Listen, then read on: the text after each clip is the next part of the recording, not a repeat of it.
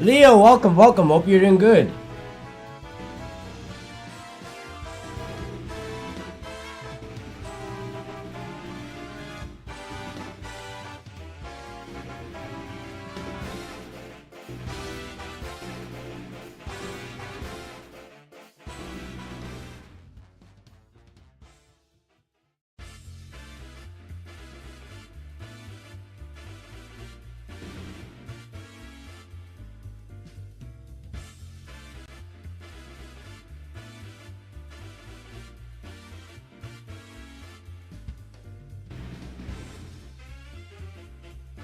Okay, I finally finished my Helldivers video. I finished it. It's a 49-minute video. Well, 50 minutes, roughly. It's a 50-minute video. Me playing Helldivers with Zay and 10k, 3 matches. I'm done editing it. All I need to do is make a thumbnail for it, and I can release it like soon. In the next like day. Yeah, in the next like day or two. Also fixed the convergence mod. Because for some reason my convergence mod kept on crashing. I did not know why. And then I found out all I had to do was just change the ray tracing or turn it off. I don't know why it was on by default, but I had to change it. What light do I have? Oh, my bedroom light.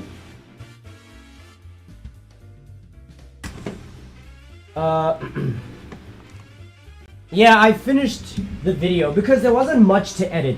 And also because Premiere Pro has the whole, you can edit a video through the speech to text and make things much quicker, make things much easier.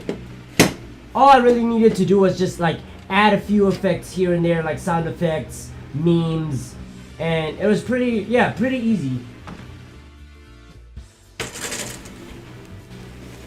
I didn't have to do too much, so I'm happy with that one. Now I gotta edit my JJK video.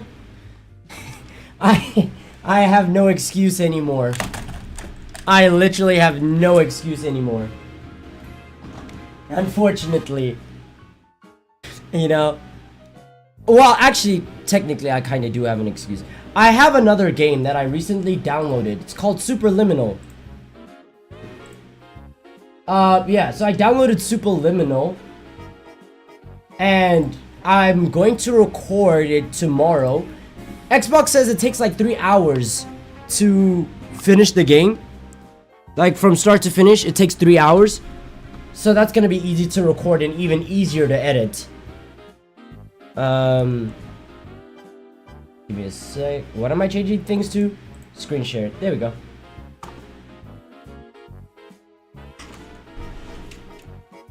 Yep, that was just a green screen. Damn, I'm so orange right now. Give me a second. I gotta add a little blue hue. Charles Roberts, welcome, welcome. Hope you're doing good. Just give me a quick second. Let's see, I'm doing alright. Uni wasn't a hot mess. I've been writing a little bit for my video. It's like 3,700 words long right now. And that includes the first third of the game. And this third is like the shortest part of it. Wait, so if you were to just guess, right, based on the pace that you're going, how long will the video be once it comes out? I think that's a good blue hue. Although, it's like my light makes me look a little bit more orange.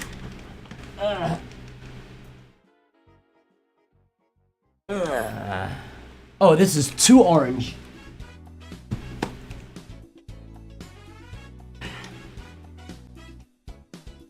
To be honest, yeah, I think I'll just go with this one. 1 hour or something like that. Okay, fair enough. And, just a regular hour video. Just doing a little Red Dead. Red Dead is that one game that everybody loves, but I have just never played. Because I never had the chance to. Red Dead 1, I don't have. Red Dead 2, it's just a fuck ton of space. It's like, I could play Red Dead 2. It's just space, holy shit. And also it doesn't have a PC port.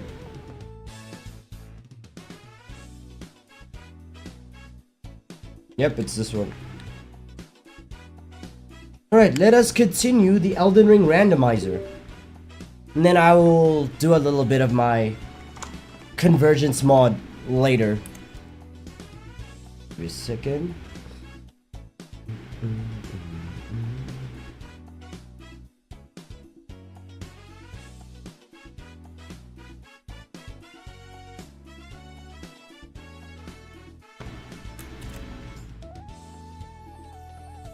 Okay, and then I'll change it to Elden.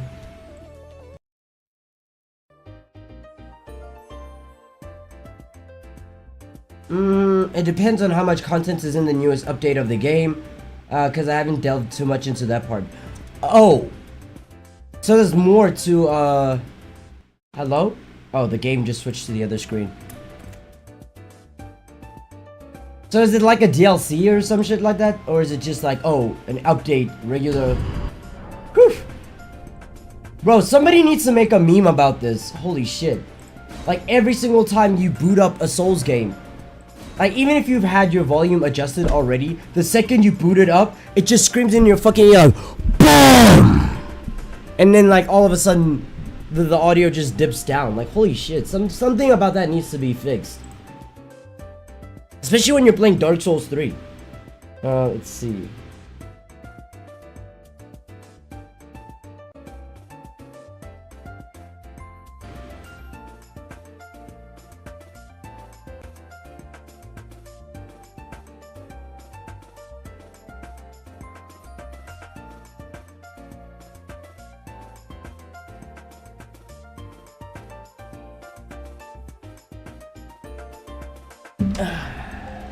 Nice music. It's my first time playing on, never played before Red Dead 2. Oh, so you're playing Red Dead 2 before, like, Red Dead 1? To be honest, how important is Red Dead 1 when moving on to the second game? Because, like, games like God of War Ragnarok had a lot of context. It gave you the context for the previous game. To be like, oh, this is exactly what happened in the previous game. So, this is, you know? So when you jump into the new one, you're not, like, all too surprised.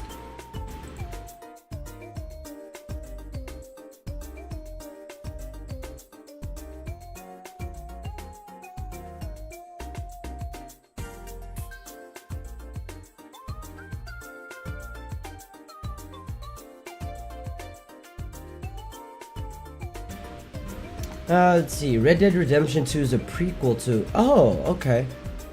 So you can start off with 2 before you jump onto 1. Also, does the fan in the background not annoy you every single time I speak? Because, like, I can hear myself, right? English. I've enabled the option to hear myself speaking, right? Whenever I talk. And every single time I talk, I hear, like, the fan a little bit in the background. Like, so it doesn't bother y'all. Alright.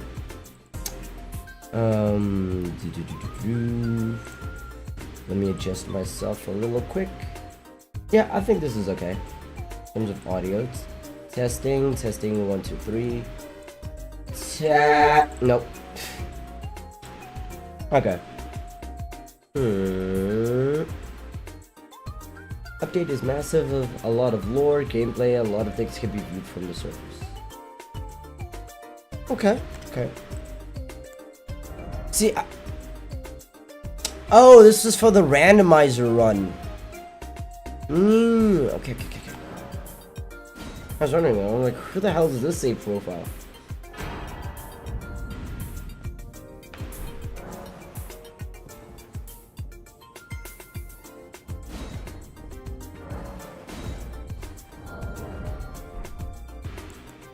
Wait, what?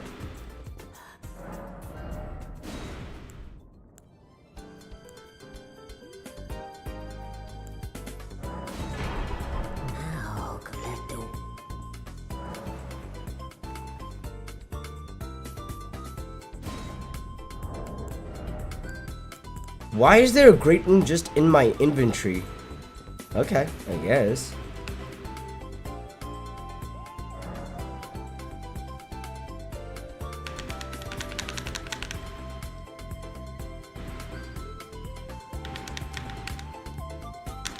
Okay, number 3. There are a couple of things that I need to get. One, I need to get a, what is this thing called? I need to get RAM. After I get RAM, I need to get another, I need to get a cable to replace this one for my controller. Then number 2, RAM. No, number 2, Tekken 8. Number 3, RAM. Although it would be nice if I could get like RAM before Tekken 8.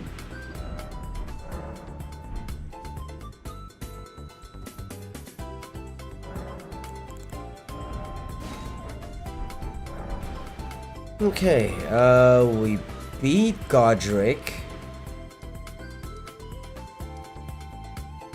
I'm still...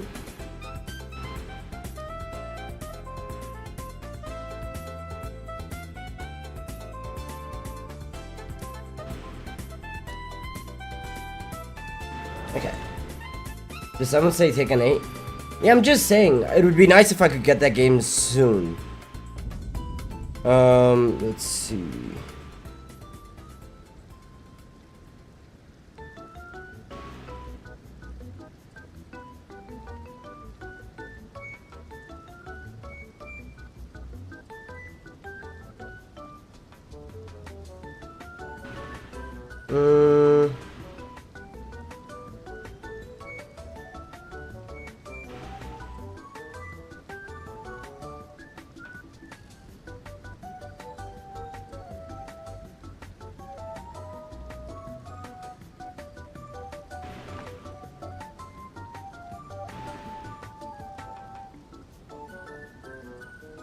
Okay, on that topic, since I've moved out of my house, I'm using a hotspot from my phone. So shit at gaming that I won't even be able to quick play Tekken. How long is this gonna be an issue for though? It's like, will you be able to like fix that eventually as time passes, or like you're waiting for them to install it or some shit?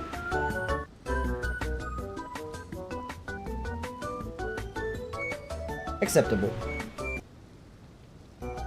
Let's see, what else?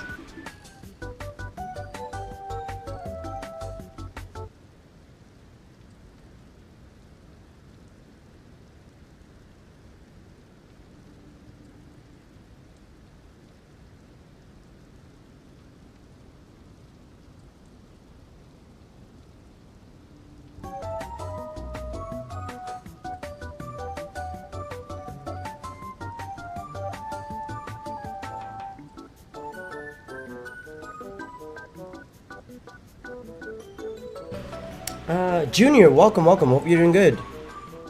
Please tell me ray tracing is disabled for this. Okay, it is. Okay, great. Good to visit. Until I move out, because my apartment won't be available soon, or until I upgrade my phone. Okay, understandable. Just be careful about the hotspot because it uses data like crazy. Yeah, for me personally, I never really like did that shit when it came to like having internet access, because I didn't have Wi-Fi until 2020, but I was uploading on YouTube since 2018. It's been so long since I fucking forgot. But anyways, one of the oh shit. The randomizer's not on. Oh yeah, I've been streaming, I've been like posting content since like 2019, 2018. So what I used to do is I'd always like finish my video and then I'd go to my friend's house because he had Wi-Fi, but sometimes he wasn't home. So I'd sit outside his house with my laptop in my hand and just wait for the video to upload. Then I'd go back home. I did that so often. Almost every week, actually. Yeah, during the time when I was posting weekly, I would do that, where I would just download all the materials I need to make the video, spend that week editing that video, and then just go to his house, sit outside his house, and let that shit upload.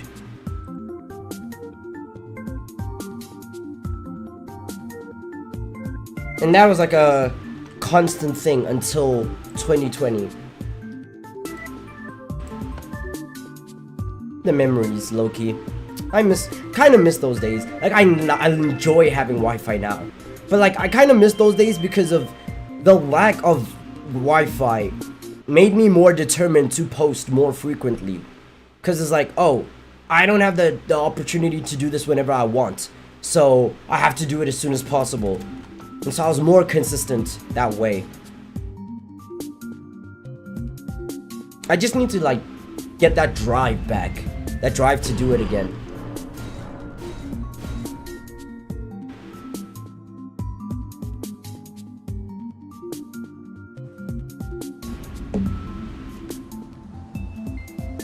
Yep, this is the randomizer. The gates! Open the gates!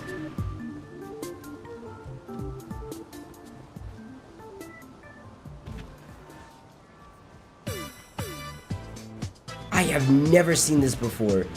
Oh, stop it. There's a grace here?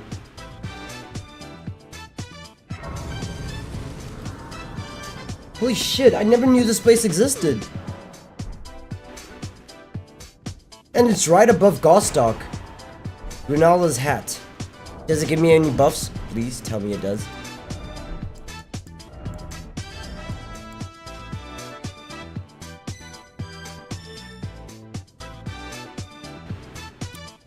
A tall crown depicting the moon, worn by Renala, Queen of the Full Moon, increases intelligence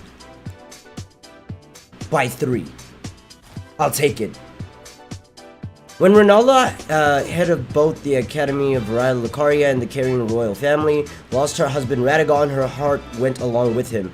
And then, those at the Academy realized that Renala was no champion after all. Okay.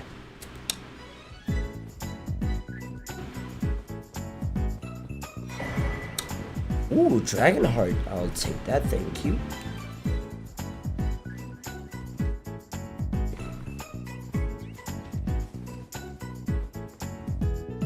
What's also really nice about having this audio... Ooh! What's nice about having this whole, like, I can hear myself speak, is that it also helps me with, like, volume control. If I'm being too loud, I will definitely hear it. It's definitely gonna hurt my ears.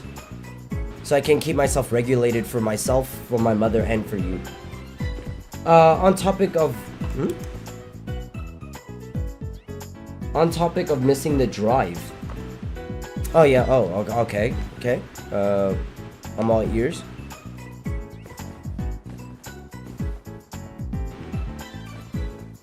Shit. Arsenal Charm, that increases my equip load? Yep. Yep.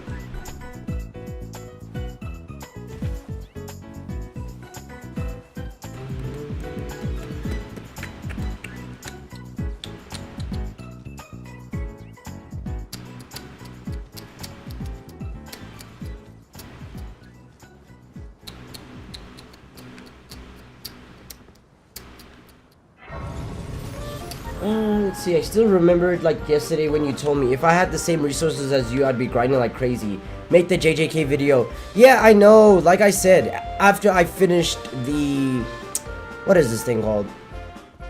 What is this fucking video called? After I finished the Helldivers shit. Right? Again, all I need to do is just make a thumbnail.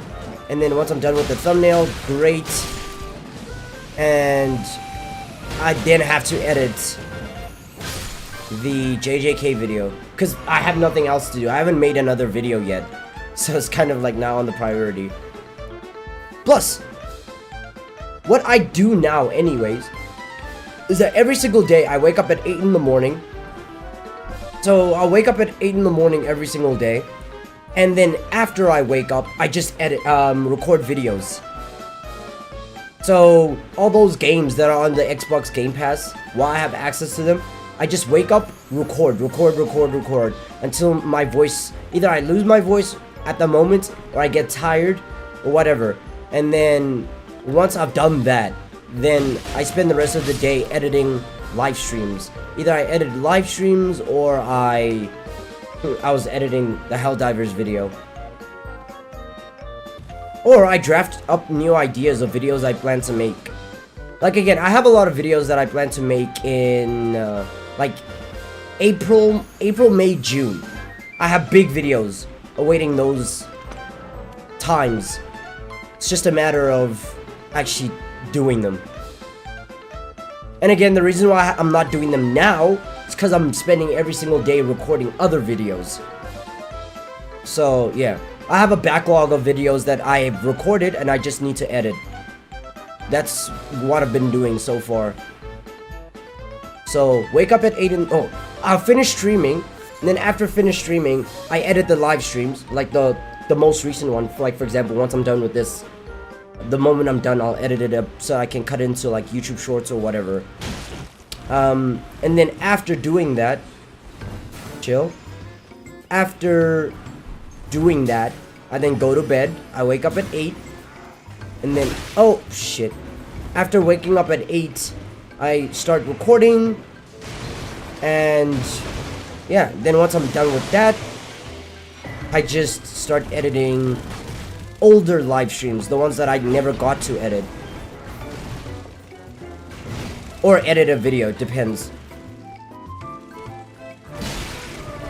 Oh my god, alright.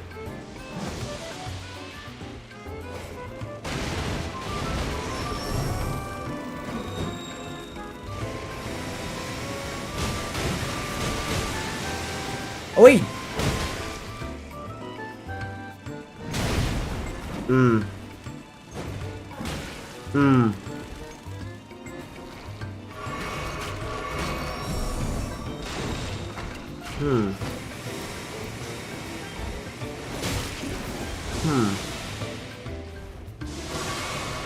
How's Helldiver? So far the game's going good. Oh, this is a rot one. Oh! Oh! Shit. Okay.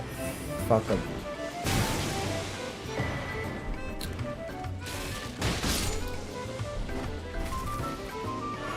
Jesus. The speed at which Scarlet Rot does damage.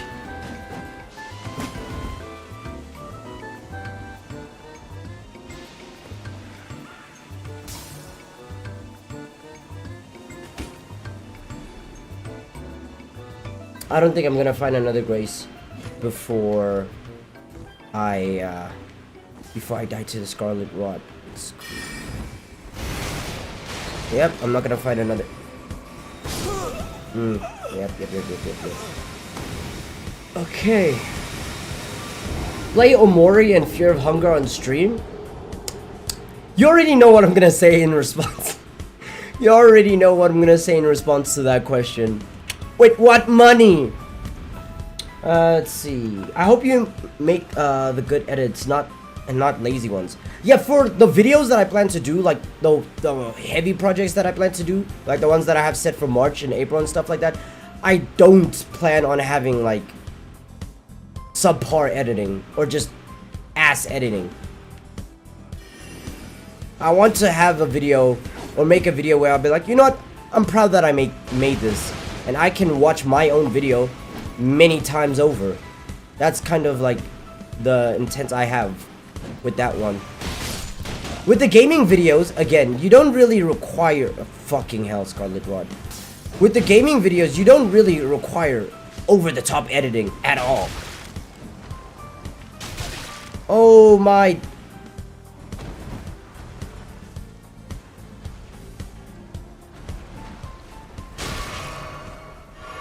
Hello?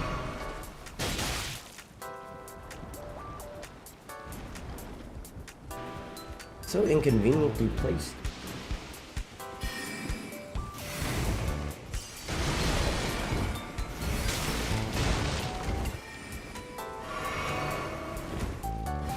If I'm gonna die to rot, might as well take the shit that's here. Ooh, inseparable sword.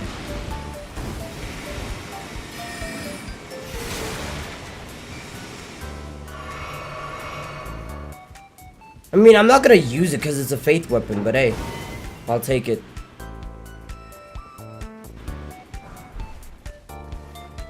That's the key.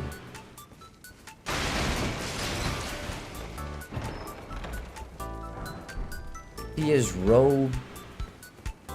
Okay. Jesus. Okay.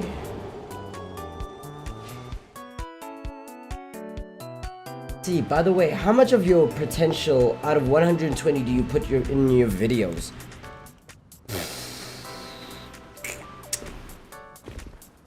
Like 40? I'm not even gonna lie to you, it's like 40. Again, depends on the video that I'm making. If it's a voice acting video, like the JJK one that I did, or the My Hero Academia, like that one, I put more edit into recording the video than I do in editing the video. And then if it's like, yeah, for the most part, it's just like 40. This motherfucker's lazy. Yes, I know.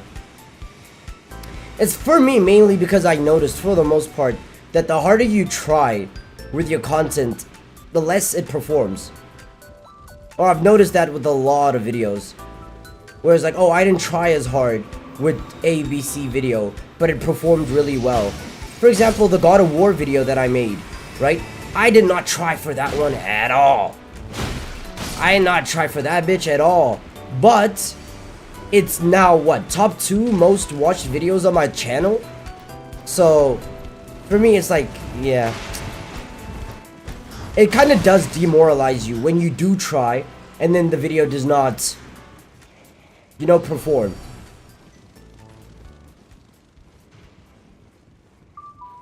Like, I 100% know that I can do better, right? That my videos can be better, my topics can be better, A, B, C, D, E, F, G. Like, I already know that.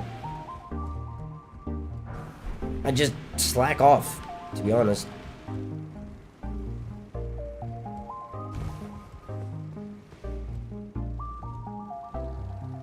How am I gonna get there?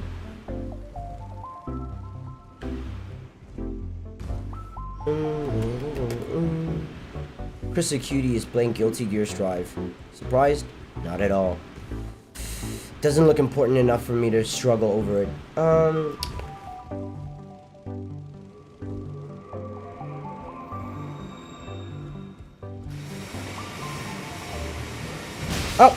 Sorry. I was reading your message and then my brain kind of blanked out for a second. Just give me a second to find a site of grace, and then I'll read all the messages that I missed out on.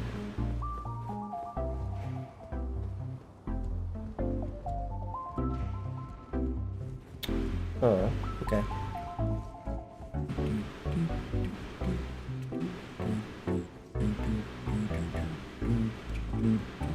Okay.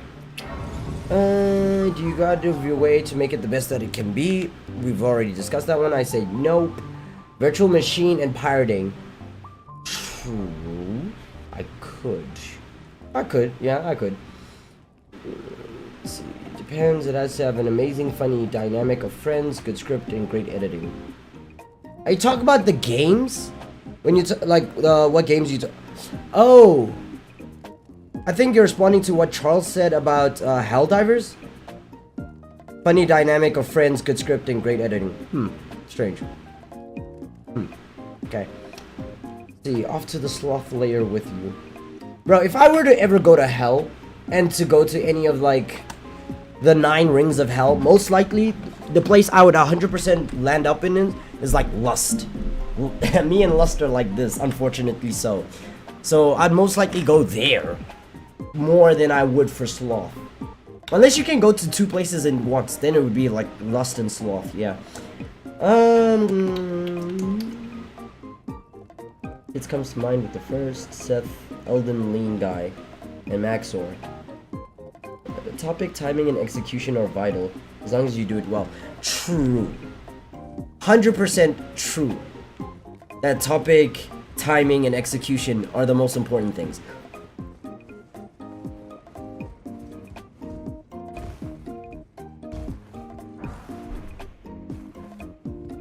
Expected to be attacked here. Strange. Okay.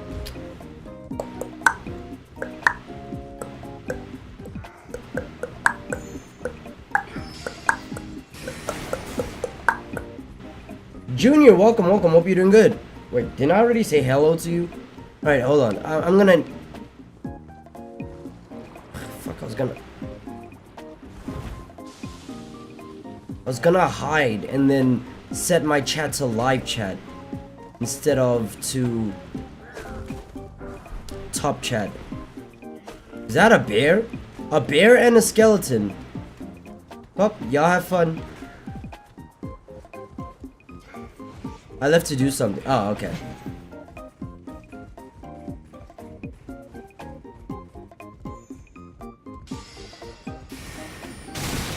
Chill.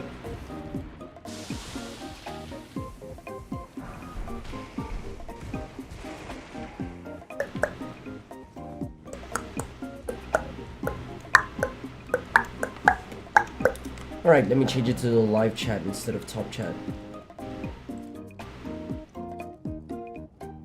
There we go. Let's see. Depends on what the video has. It has to either have an amazing wait. Never mind. Oh, you're rephrasing the question. Oh, the statement. Okay.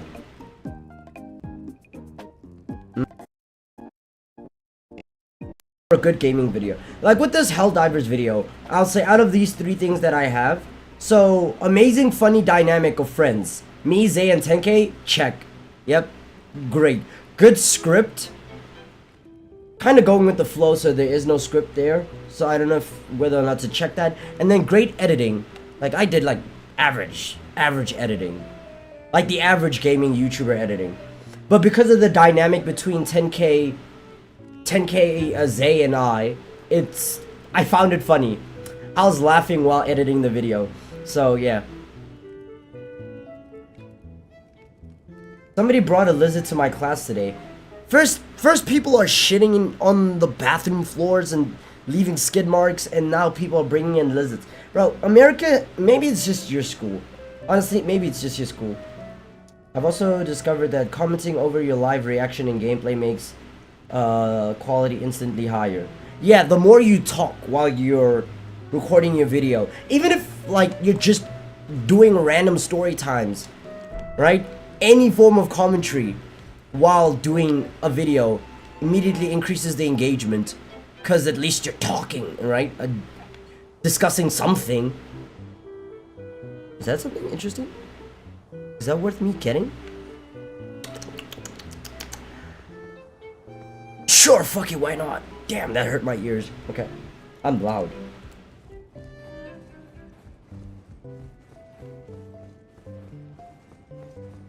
You know the lizard with the expanding neck? Lizard with expanding neck? No. Like a snapping turtle?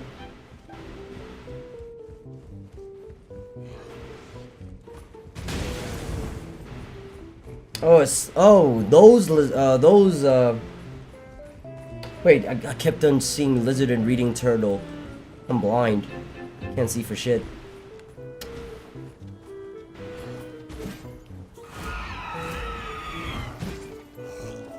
Bitch. Okay. Jump! Ooh, ah! Hey, it's Godwin! Godwin.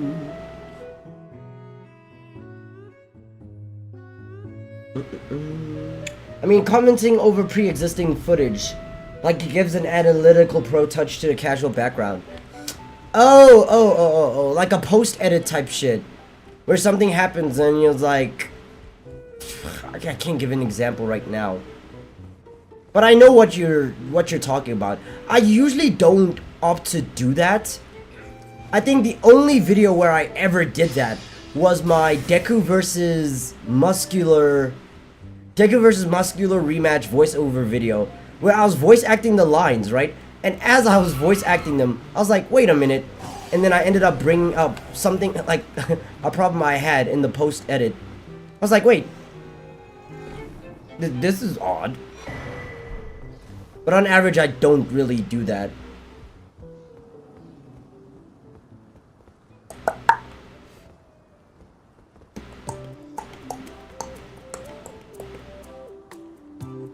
You mean like reacting to reactions? No, it's more like reacting to your own work. Again, I can't give an example right now of what Leo and I are like talking about. I understand what he's talking about, But like, it's so hard for me to give an example right now because I can't think of one off the top of my head.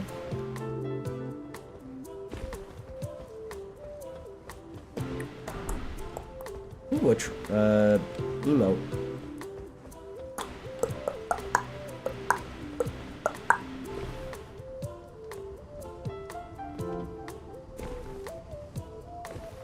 That's crazy for those type of people to get views doing that. Yeah. I tend to accept that it is what it is. You know? Oh, okay. You'll be much happier in life when you don't compare yourself to anyone else in terms of anything in life, you know? Ooh, Stormcaller. Iron Wet Blade, thank you. Oh.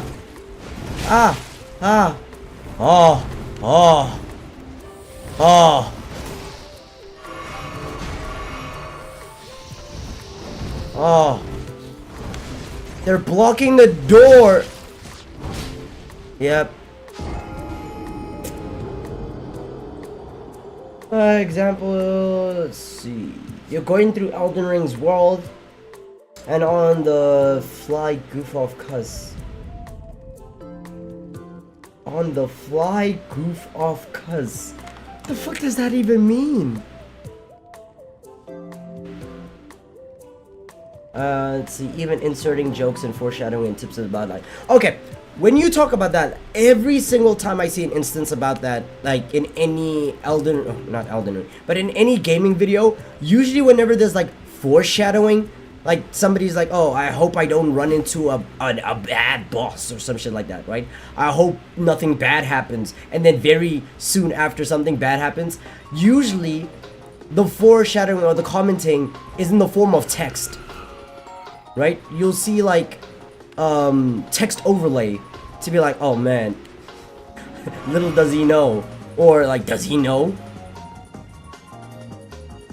Like the gift of prophecy, that one meme with Apollo, the ball and Apollo and the gift of prophecy. Like, it's usually stuff like that. I never really see an instant 2,000 runes. Ugh, fuck it, I'll leave it. I never really see an instance of like anything else where somebody would like actually commentate over the video. It's usually moments like that where it's like a small meme, but in the form of text rather than anything else. But like, yeah, with the educational shit, I understand. Like, for example, what's this one YouTuber, Gino Machino, right, who does like Elden Ring runs and stuff like that, like hit lists and all that. Is that a Crucible Knight? Oh fucking hell. It's fine, I don't have any runes. Okay. Leo is playing Helldivers 2. Okay. Yeah, there'll be moments where it's like Gino will go through a situation while he's playing the game, and then while he's talking or while he's playing the game, he'll give some information on like, oh, this is what I plan to do now. This is my course of action. I know what you're talking about. Or maybe that's not what you're talking about. But that's like what I kind of like perceive or remember.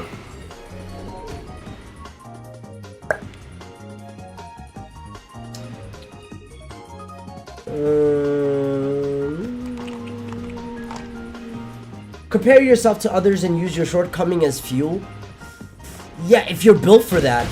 A lot of people are not built for that.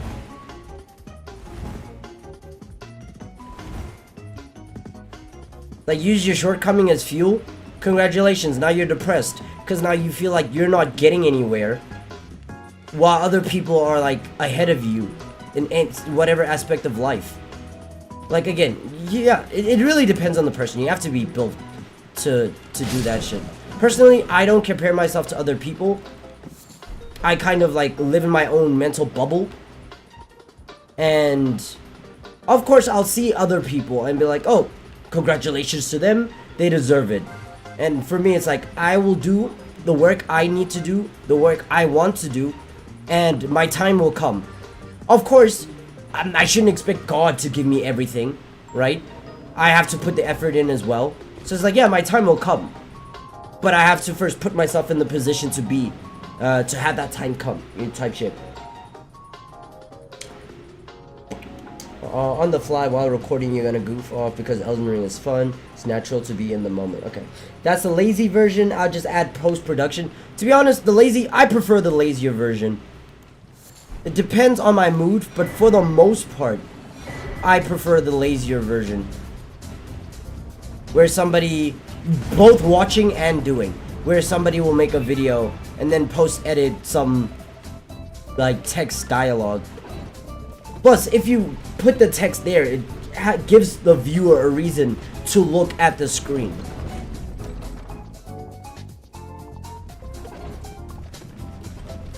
Gonna do chores? Alright, take care. The only reason why... Oh! Whoa! Chill. Chill. That was excessive. Chill, chill. Okay.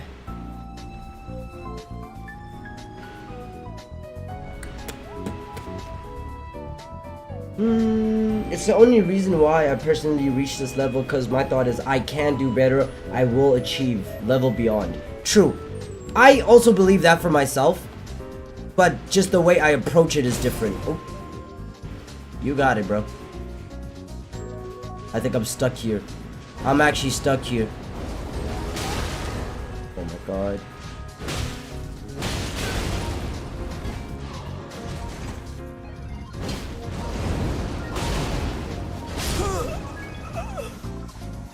That fuck has Vike's ability.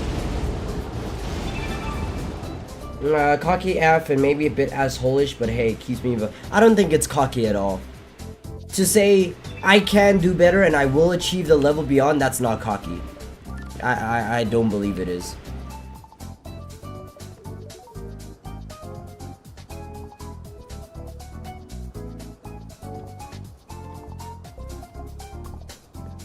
It's a bit extreme, but I might as well be dead if YouTube doesn't work out. I mean, yeah, I also want to kind of do like content creation as like a full-time thing, a full-time job. But like I also don't mind working a 9 to 5 and all that stuff until I can get to the position that I want to, you know?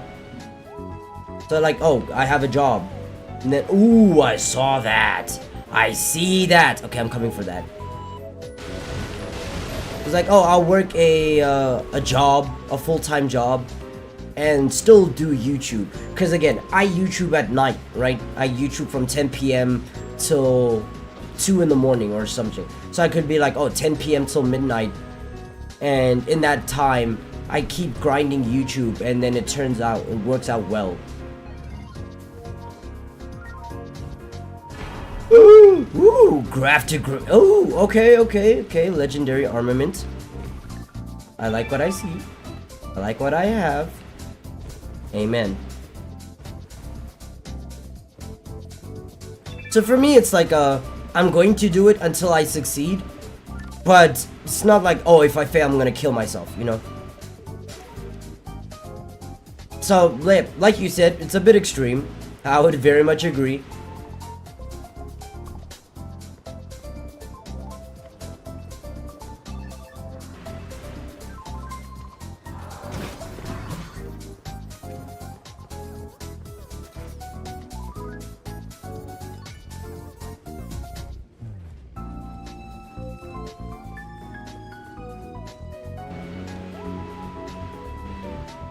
See, I'm trying to figure out how do I get over there where the Crucible Knight is, because there's a chest there and an item there.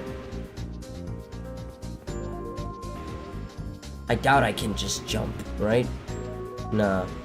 There's a door, so I just gotta see where that door is.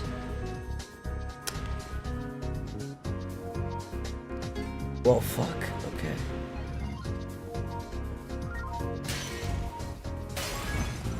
Is there like a hidden wall or some shit?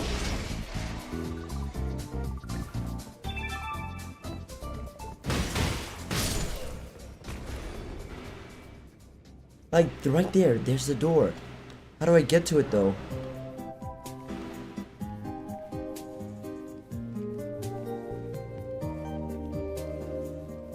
Oh, it's an ant. Shut the fuck up, little nigga. I don't know. For me, personally, the more I talk to, like, different people, the more I'm always intrigued by everybody's approach to life.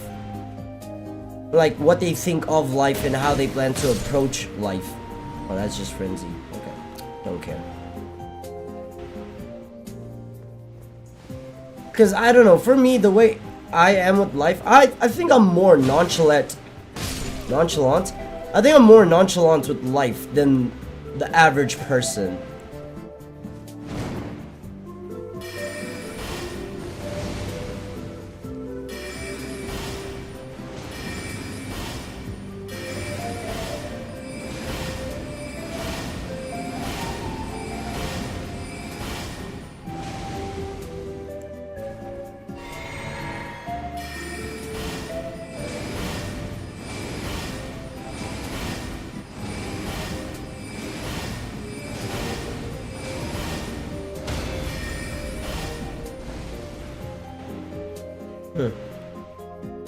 I'll be chill the moment I have a stable, good job, aka YouTube. Having stable... Woof, Jesus Christ. Having stable and YouTube in the same sentence is actually hilarious. I can't lie. That made me chuckle a bit. Oop. Yep. Because as much money, like, as much as YouTube pays well, if you perform well, stable is not the word to use for it, but hey. Let's see.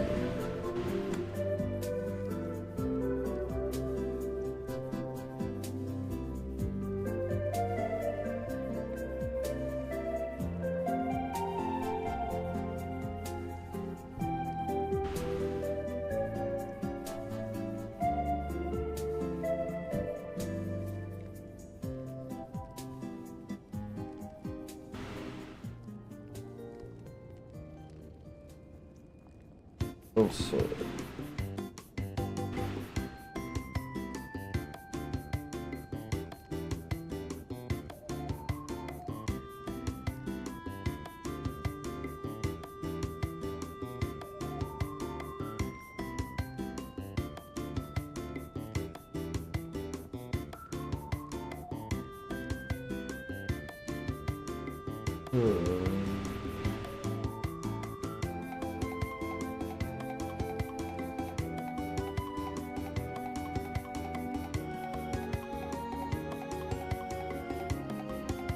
Let's see.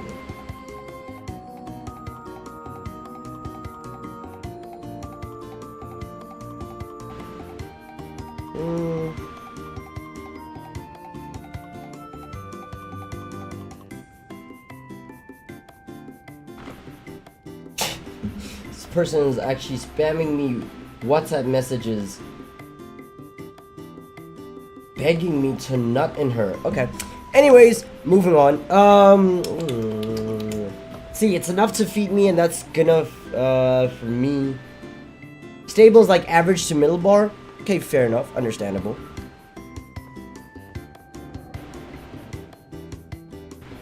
I don't know. For me, it's like I don't have much expectations from life. I'd love to live life to the fullest, right? Enjoy myself in however I can. Clear my bucket list, yada yada yada. But like, I'm also not too hard on myself if life doesn't go the way I planned for it at the moment.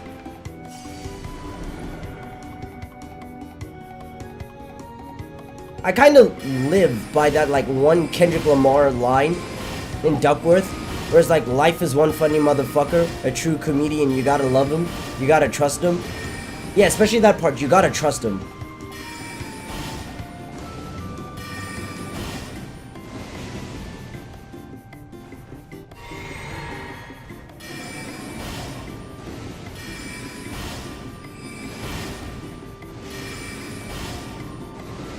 This is a tanky crucible.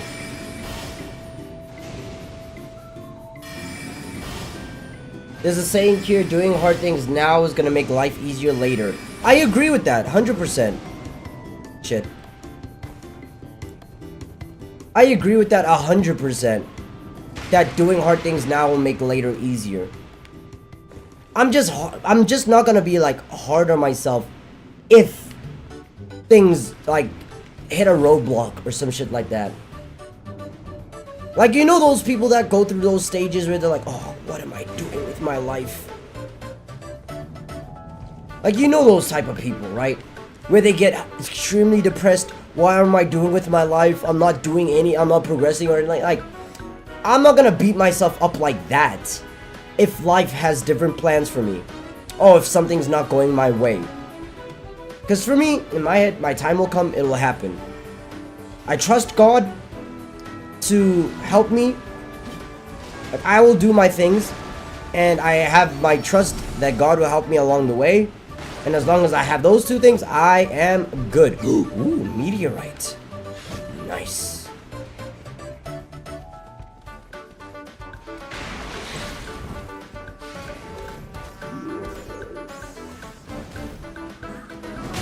Oh, days. But you don't even believe in God? I'm agnostic, so I do.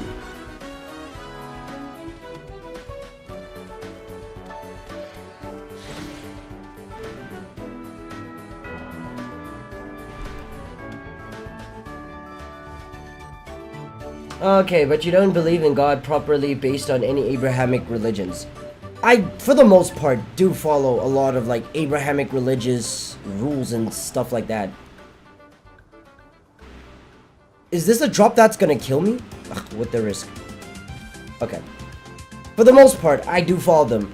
Right, with my agnosticism, it's just more like, oh, I believe in the Abrahamic God, just don't know which sect of the religion to follow. Right, because even the big three have multiple sects, like Christianity is Catholicism, Jehovah's Witness, yada yada yada, Protestant, yada yada yada, and then with the Muslims, there's that one. I'm pretty sure there's other sects of Muslim beliefs, and then same thing with Judaism. It's like, I believe in the Abrahamic God, it's just the rule sets that I use to follow becomes more of the problem. Ooh, this is gonna be great for the Starfist.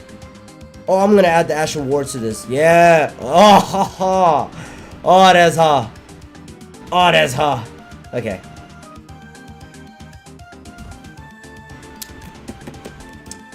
So for me, it's like I still believe in a higher power. And I still believe in the higher power to, like, have the best intentions for me in life.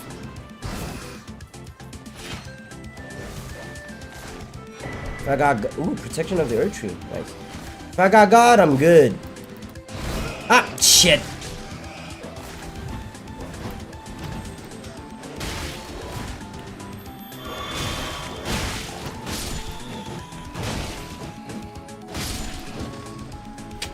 Shit.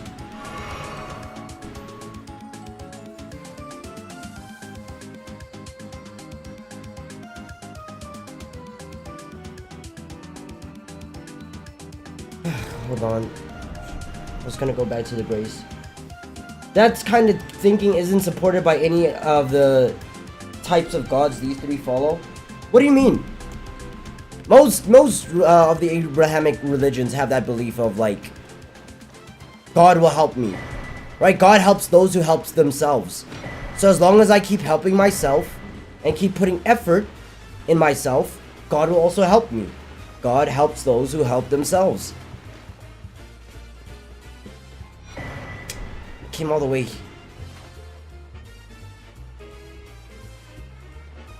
R.I.P. Rajier. Looks like you got hit by Death Blight.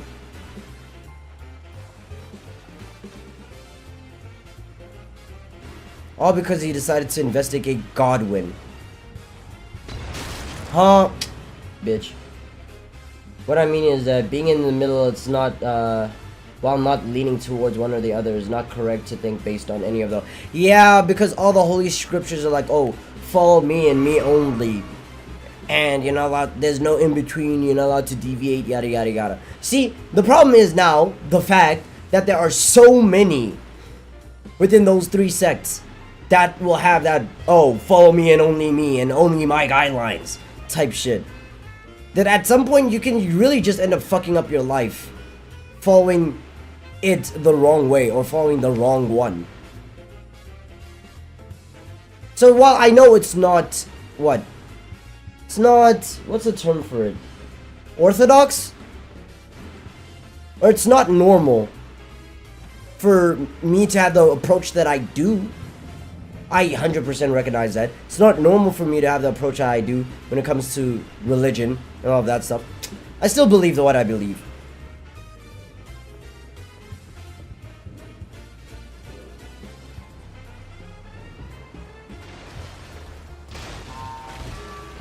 Like, for me, it's like, as long as I believe in God and I try to do right by others and right by myself, that's good enough.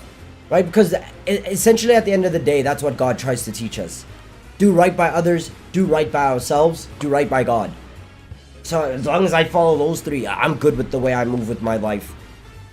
I'm not going to necessarily follow a strict book that would try reinforce otherwise or end up making me live my life in a somewhat miserable way. Like, for example, with some sects, it's like old teachings of Islam. You're not allowed to listen to music. Excuse me? No. I'm not giving up listening to music for anything. Shit. So, yeah.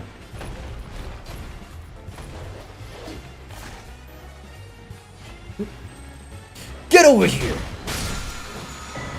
Coated sword. That's a faith weapon, though. It's faith.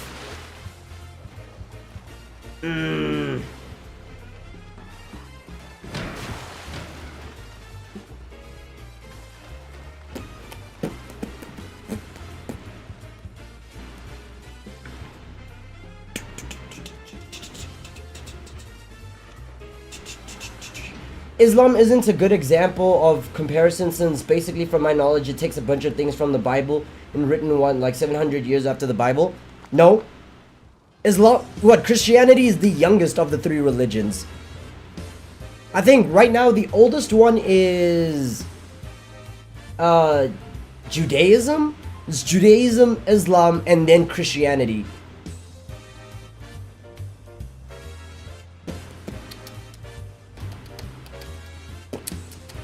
But hey, let me double check. Let's see.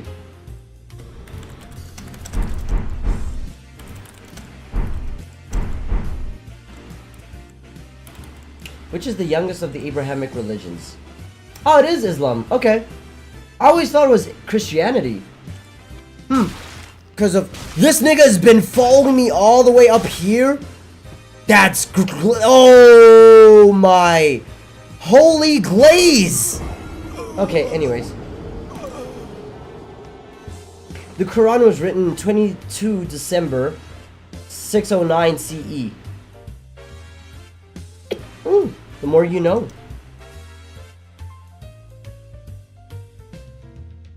So what? Yeah. Looks like Judaism is the oldest, then Christianity, then Islam. Interesting. Alright.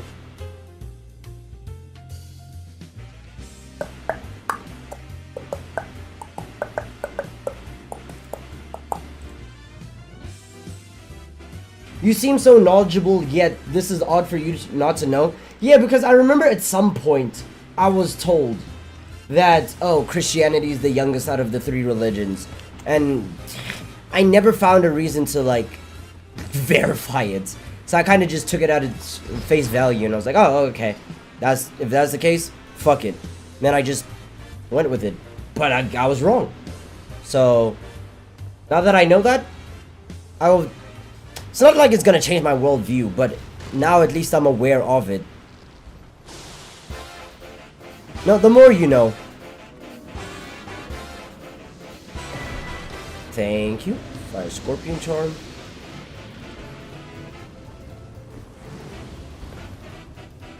Is there a way to get there? No.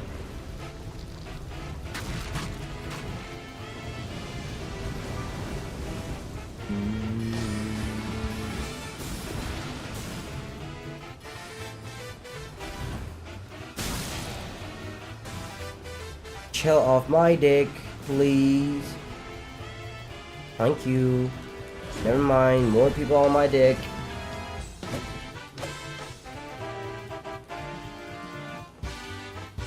Let me just rest real quick. So by your logic of comparing religions and how different scriptures tackle the Abrahamic God, wouldn't it make sense for you to fully believe in the oldest one? What? Me being a Jew? Would I even be allowed to? Now that I think about it. It's why with it's Judaism, that's the one that like kind of gets me. I'm like, would I even be allowed to classify myself as like a Jew or anything like that?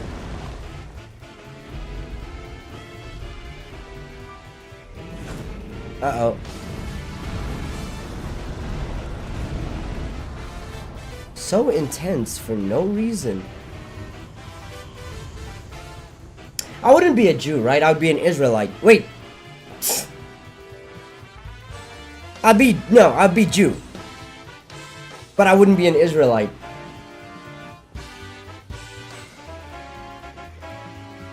See, the problem is now, how do I get up there?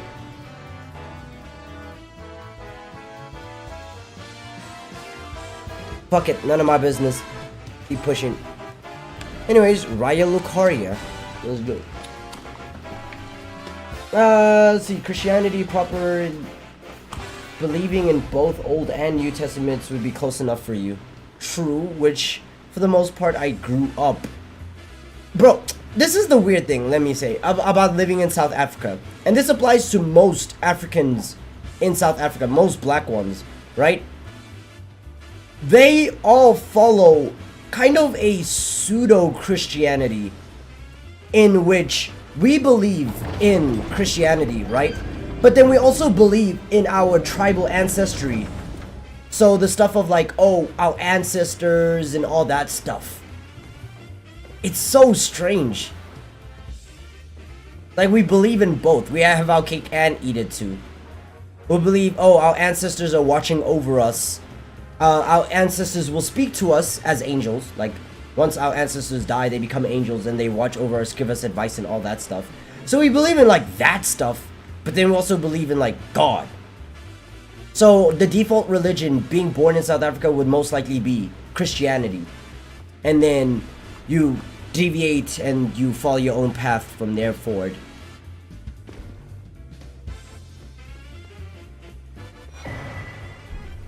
Thank you for the Runak.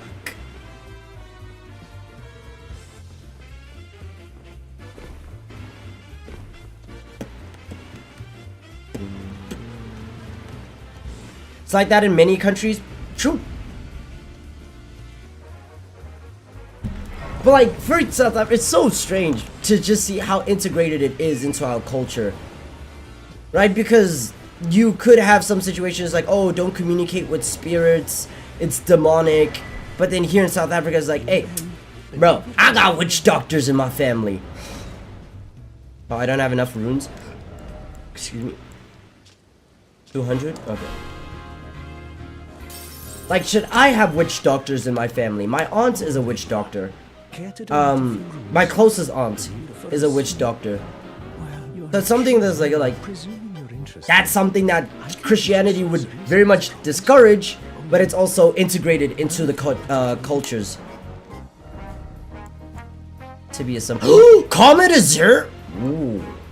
Oh, that's hot. Oh, that's hot. Hold on, give me a second. My grandmother's something like that, but a bit different. I don't even know what I would be considered. Cause like shit, the way my family is with the spiritual side and all that stuff, it's like being exposed to my family and the shit that I've seen is the main reason why I cannot be atheist. I have seen so many weird things happen that science would not be able to explain, and I'm like, yep. Right there? Yep, I believe in the supernatural. Fuck it. Apology, I'm afraid. All right, I can tell you. You've seen that's the thing. After they declare academy, as you might have making entry to the academy, so I'm stuck when they come. Why not without one? And you never. And if you once you've tied up all your loose ends, would you consider? I know it, but still, you've taken. Well, that is. Selin was well known.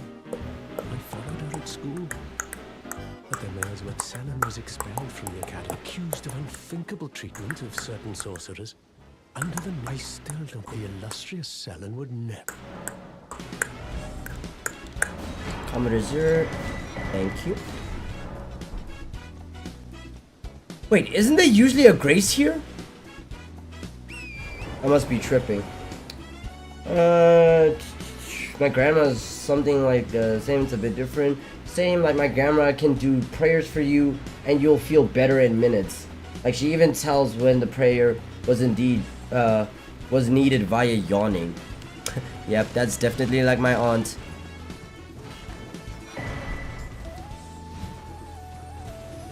It's just like, sometimes it's just the things that family members can do that are like more spiritually inclined, that it just doesn't make sense for them to be able to do it, but they can do it. So it's like, fuck, I'm not gonna question it at this point. Might as well just accept it. It is what it is.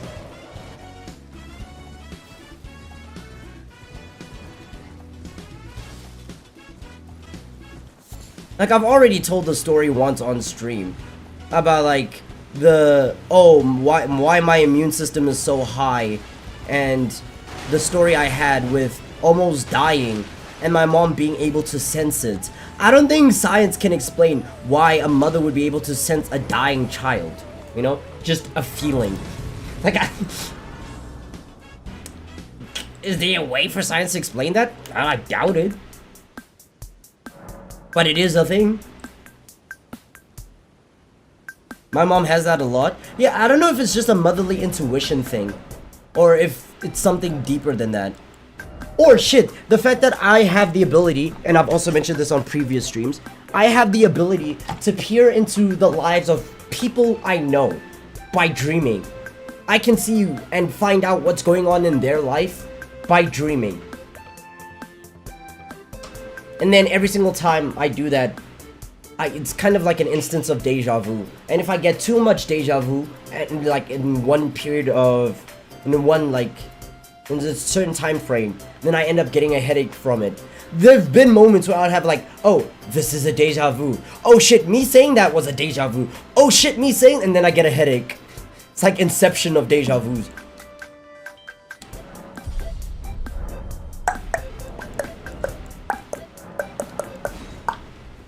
Me and my bro nearly died once on separate moments, and she knew something was wrong. Frequently dream about my future life, like project-specific wordage, lines, and editing. Yeah, you're just... at this point, you've become a workaholic. It's just ingrained itself into your dreams.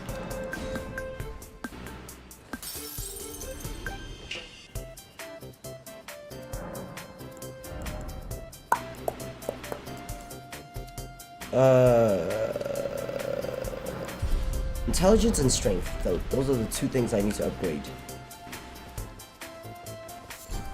You're surprised no matter why, don't. Market Shackle could be used against using Morgoth. Somber 2. Celestial Doom. Somber 4. Okay. Thank you for that. At least I get shit done. True. more than what I could say. But I'm not gonna lie, I have been trying my absolute hardest to not have prophetic dreams anymore. They just aren't pleasant to have. One, because of the headache that I get from the deja vu, and then two, it doesn't feel pleasant peeping into other people's lives often. Like, sometimes I just like to leave people to be on their own. But if I constantly have a dream about what's going on in their life without my permission, or without my consent, it doesn't feel all too good.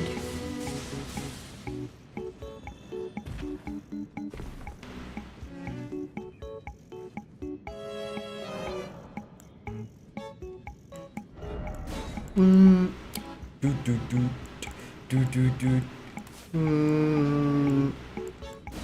Do do do do.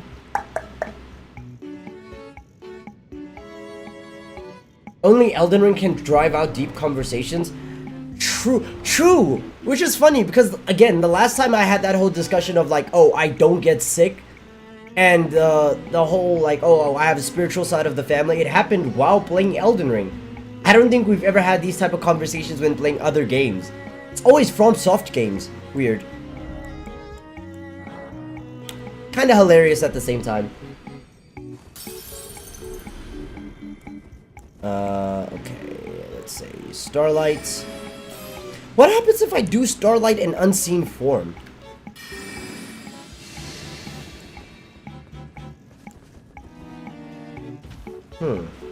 I guess we'll find out. Will I be more detectable or less? Because I'm running around with a giant light on my head. So that should give away my position, right?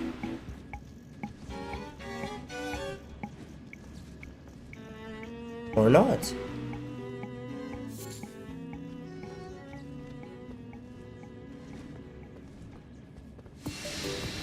Shit.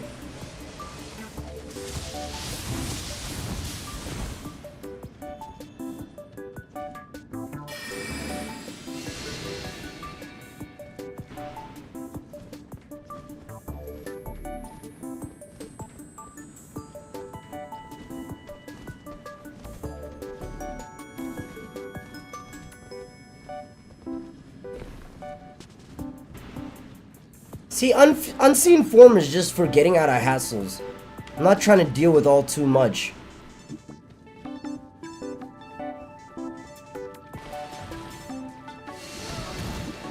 Okay, that was a bad mistake. Rolling in the poison. Now the poison buildup will... the poison will build up now, even though... And I don't have soap! I don't have soap to wash it off. Yep.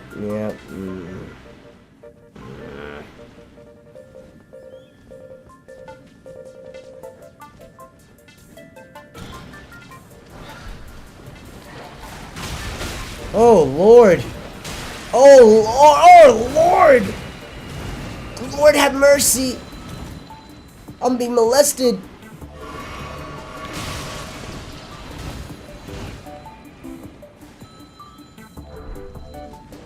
Good Lord have mercy. I'm about to bust. No. Whew. Give me... No!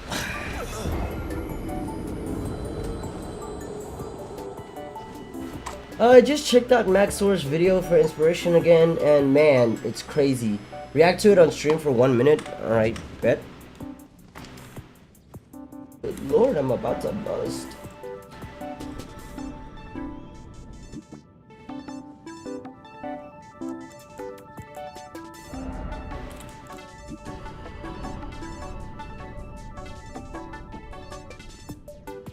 This video is going to spoil the entire game. Oh, to Baldur's Gate 3? Okay. This video is going to spoil the entire game. Baldur's Gate 3 is possibly the funniest game ever made, and I do not think it actually intends to be, because it's actually trying to be really gay, taking place in a fantasy world where... Okay, great way to start a video. I like the editing too. 4 adult friends are able to play on the same day. This game faithfully and hilariously recreates the D&D experience, all the way down to watching your friends paint the entire ground of their camp with your combustible blood, which, turns out, can act as the fuse for a bomb. And that is just the beginning of the absolute insanity that this game has to offer. Because in the world of Baldur's Gate, anything is possible, and everything is determined via dice roll. And yes, that does determine whether or not you're going to be transformed into cats 4 turns before the building explodes. I think this is the best game ever made, and I'm not even exaggerating. But before beginning our amazing adventures, we have to choose our characters very carefully. We've got Asterion, the Dark Urge, Squid Game Huggy Wuggy, all the customization you can think of for my human male fighter. But today, we're going to be playing as Ongyat Rizking, a they-them wild magic sorcerer with absolutely simply unnatural charisma. Charisma so powerful that I convinced a boss to kill his minions, to kill his dog, to kill himself. Then convinced him to join me against the forces of Satan 30 hours after I sent him to hell. Coincidentally. Okay, the fuck? Hey, if I play Baldur's Gate, I guess I'm increasing my charisma stats. I'm gonna convince bosses to kill themselves. Nice. Hold on.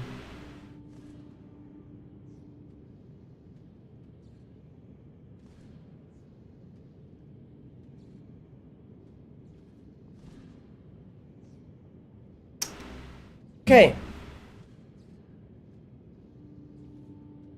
Incorrect summary of Elden Ring, the moon and the stars. Let's Google that one. Oop, open 2 tabs. Right. Summary of Elden Ring.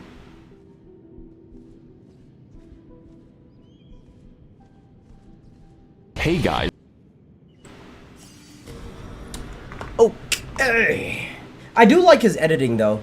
I don't think I'd ever edit a video like this. It's like, it's enjoyable to watch, but it's not something I would do. Guys, welcome to my Minecraft Let's Play. Elden Ring, or as I like to call it, Boomer Band, is a fun new hack and slash and bash and crash my car, developed by Epic Games director Hide Your Tacos Miyazaki with the express Hide your tacos okay, sure. purpose of inflicting pain upon the Gaijin. In this adventure, you play as the famous video game's protagonist Elden John as he undergoes many trials and tribulations on his quest. The amount of colors! Holy shit. And it's a fast video, so I don't need to put it in like 1.5 speed or anything like that. It's like my eyes. It's like woof. It's like there's a lot going on. And you thought my editing was a lot. I didn't think it was a lot. Right? A lot is like sensory overload. That's what I would consider. This, with all the colors and shit, I would say this is a lot. But not in a bad way. Not in a bad way. There's some, what? Oh. I'm out of storage on my Gmail, on my Google stuff.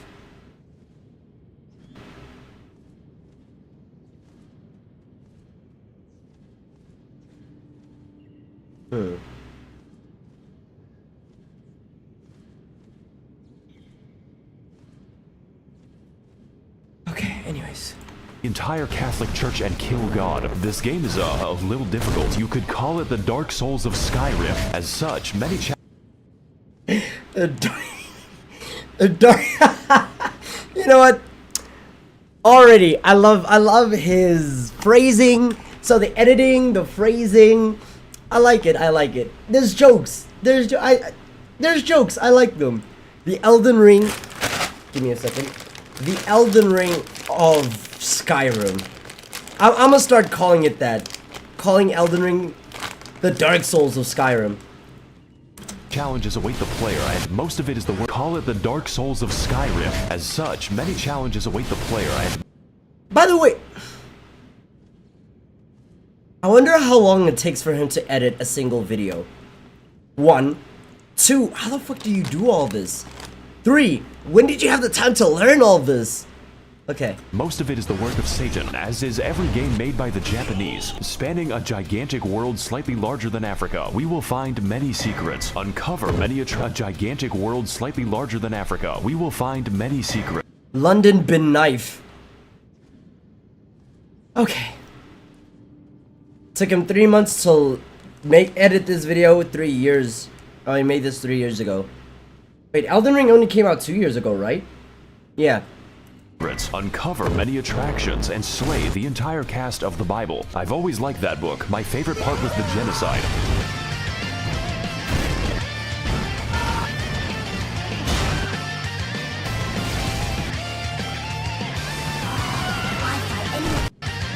What does an Arabic even say?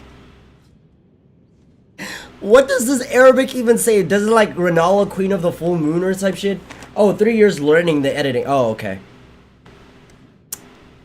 That's a lot of time. It's intense, and I fuck with it.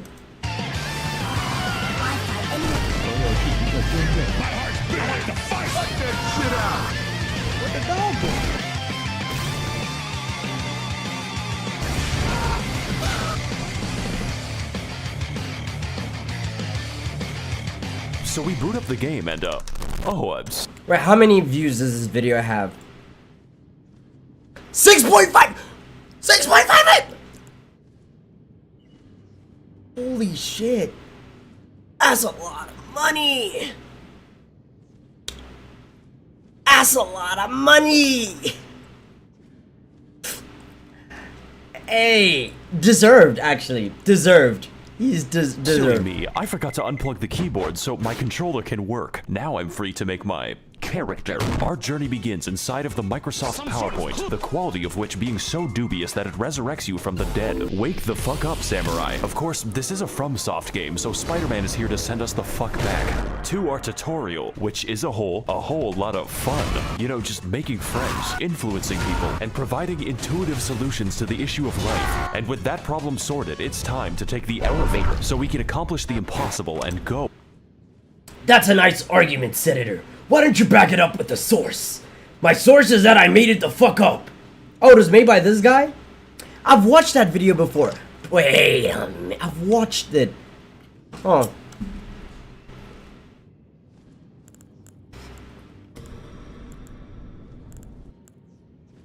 Yeah. Look, I even watched this video. I've watched quite a bit of his content, it seems. And I just did not know it was him. Yes! Yeah, I watched both of these videos. Yeah. And the Bloodborne one too. I don't know why it doesn't show the red markers though. But I've watched these videos. I remember when I wanted to make a Metal Gear Rising video.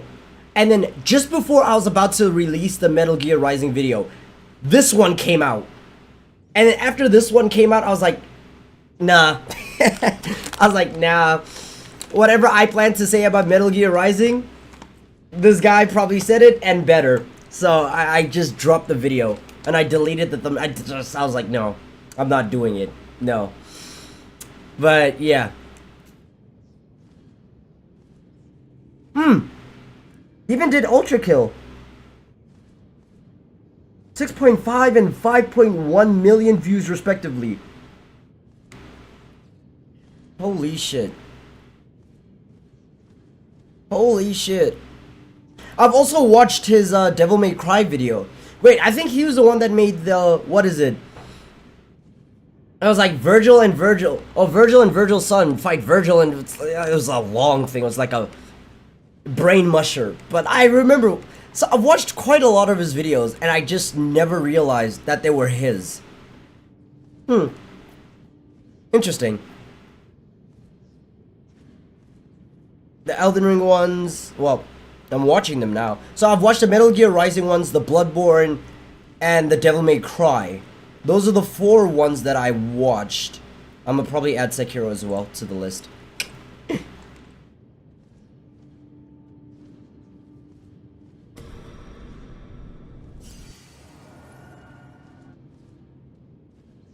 Let's see. He did, but his videos like, hey, the game is batshit insane, I suffer aneurysm. Not much in terms of info and lore. It's his most, oh, the Ultra Kill villain. Okay. Yeah, I know, like, but still, it's like when there's stuff like this, what can I, of course I can give my personal opinion in, like, how I enjoyed the game and stuff like that, and lore, and but it's like, when it comes to editing, I'm not beating this. Outside. Welcome everyone to Limgrave, land of trees, laborious bears upon the trees, and this white person. Tarnished, if you're lost, how about you start by finding some bitches? Stupid weeaboo wearing ass. When's the last time you took a shower with your dirty helmet wearing ass? With your weird ass cargo shorts your mama gave you? Look, what I'm trying to say is, your fit is mid, and you get 0. All I'm trying to say is, your fit is mid. I'll bring something new, I'll cover everything. Sure, you could do a deep dive. You're a bitches. Fuck out of my sight before I gotta look at those stank-ass vans again. As per the words of our friendly associate, we proceed towards the castle in search of some bitches. In Dark Souls, we sought after the Dark Soul, and in Bloodborne, we tried to escape Britain. But for Elden Ring, our objective is to get the hose. This is a game mechanic. You cannot level up until you get a girl boss. So with nothing else to do, I guess we'll have to fight this tutorial. I don't think anybody's beating his editing. That's true. That is true. I mean, you can try. He's a little like, this tutorial is Also, bro, considering all this, I truly do wonder how much footage did he have before he edited down to 27 minutes. He had so much B-roll footage and somehow managed to edit it to less than an hour. How? See, that right there is consistent writing. That is something I need. 80 hours split across the videos. And one side quest video. So, like, I'm trying to B-roll footage. Holy shit. Like, he played this game for this long, had all this recording just for a video less than 30 minutes. Well, broken over episodes and stuff. That's what I'm talking about. Should I make my... See, now I'm wondering, should I make my JJK video like this? Should I edit it like this? It's so intense though. I would have to do a lot of learning before I learn how to edit specifically for one video. how to flee in fear and use geometry. Proceeding to the next batch of enemies, we must forsake direct combat in favor of the stealthy techniques of video game protagonist Rigid Danger Mighty Jungle Noodle, at which point they Yes, please, I'm begging you. Okay. Look, edit the first 2 minutes like this. Oh, as an introduction. Yeah. That means I'd have to like re-record the introduction. It's fine. I don't mind that. Yeah. Like re-edit or re-record the first 2 minutes of the video. Have it constructed like this. And then the rest of the video would be like less editing, less intense. Yeah. Oh, I'm gonna have to learn how to do a lot. Also, I need to make a thumbnail for the video that would be like enticing. Like for one of my Ace Attorney ones, I have a Jujutsu Kaisen reference in the thumbnail for one of the videos.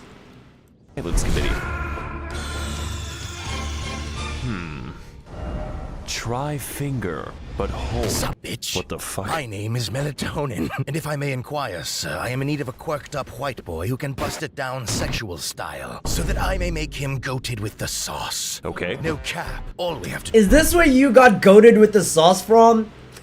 From him? do now is kill every demigod on the planet. Every what? I'm glad you asked. Long ago, this land was ruled by the great Queen Marinara, who pissed off gods so badly Yes? Okay, understandable. that he left the fucking universe. Now her power, the Amazon gift card, is shattered, and her athletic scions are holding a contest to see who can die the least. So God comes back when I kill them. No, but you get to keep the gift card. These are the faces of evil, who have all claimed a shard of the card. Some seek glory, others redemption, and one is just really attracted to his younger brother. Wait, what the fuck? And after countless weekends at university, the tarnished warriors are called upon to rise from their tilted towers and achieve one final victory royale. Jake Paul.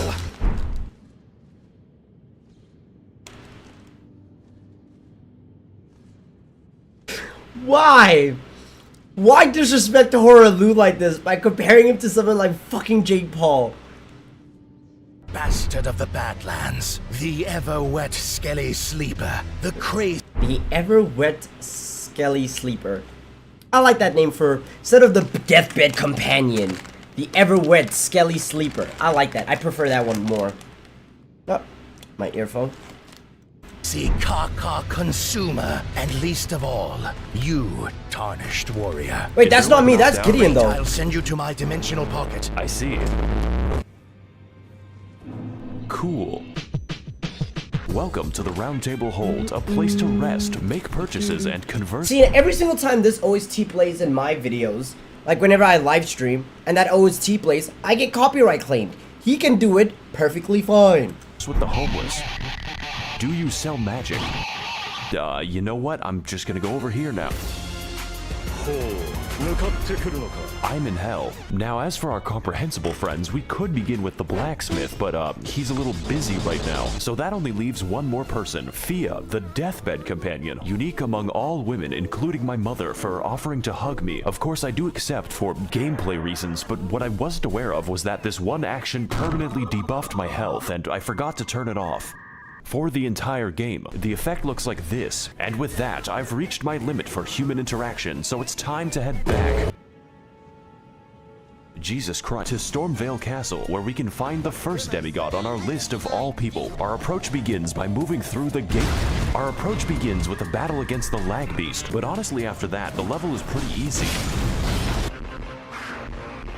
I like this loading screen. Alright, finally a cutscene. Foul tarnished. God damn it. In search of the hose. Ah, my nose! Somehow the spit traveled from my mouth all the way to my nose. Oh my goodness. How? How?